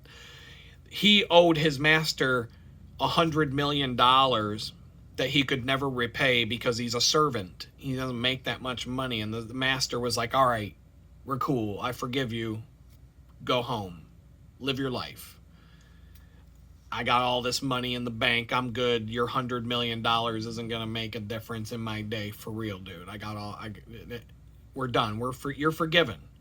And now that guy leaves and he goes out and he finds someone that owns him $100. And he's like, you got to pay me that $100 right now, you mother. I'm going to throw you in prison if you don't. And he throws the guy in prison over $100. The guy begged him, please, please, please don't throw me. I'll pay you back. I swear I'll do whatever I have to do. And dude's like, we're done here. You're in prison. Guards, come and take him away. And so, like, if that's the same situation I'm in, right? All these people are being cool with me, knowing that I'm, like, struggling right now just to have, trying to survive right now. And so sometimes I have to make decisions that suck. And it keeps me from getting this or that done as fast as I could otherwise. And whatever it is, I could come up with 20 different things that people are waiting for me to do. And it could be any category. And they're all being patient with me and cool with me. And now this guy that I'm renting this place from, he's got to fix a couple of things. And what am I, and he's probably, we're all struggling right now in this fucked up economy, the Joe Biden economy. Everybody's struggling to survive right now. And so, like, and it's not like the guy's not making an effort to try and come and fix this stuff. He hired somebody to come do the hot water, and the guy blew him off and didn't show up. And so I'm like, okay, I mean, I still need the hot water fixed, but I was like cool about it. I wasn't like a jerk about it. I just brought it up. I said, hey, did you get, when we talked last time, I said, hey, did you make any progress with that? Just let me know, and I told him about the ceiling and how that, and he's like, oh, I'll get that taken care of. And, he's going to do it Friday. He texted me today to let me know that they might not be able to finish all of it, but they're going to get the part that I live in done. At least that's the plan. And he told me how they're going to do it and what they're planning on doing. And, it just like, okay, cool. I'm not like, I would be just like that unforgiving servant if I turned around and be like, I'm gonna do this and I'm gonna do that. If you don't get this done, I'm gonna make it. So I'm gonna exercise my rights too. And I would have every right to do so. But at the same time, it's like I'm looking at it from the other side, and I'm like, all these, like, what would Jesus do if I started being belligerent about this issue, right? And this guy's, and I feel like he's a good guy. He's cool. And he's got every intention in the world of fixing these things. This is like the place he wants to keep renting out. I'm not going to be the last tenant that lives here. I think he wants to do right, and he's a cool dude. I like him. I had a good vibe when I met him for the first time. Everything went smooth. It just felt like the right place to live.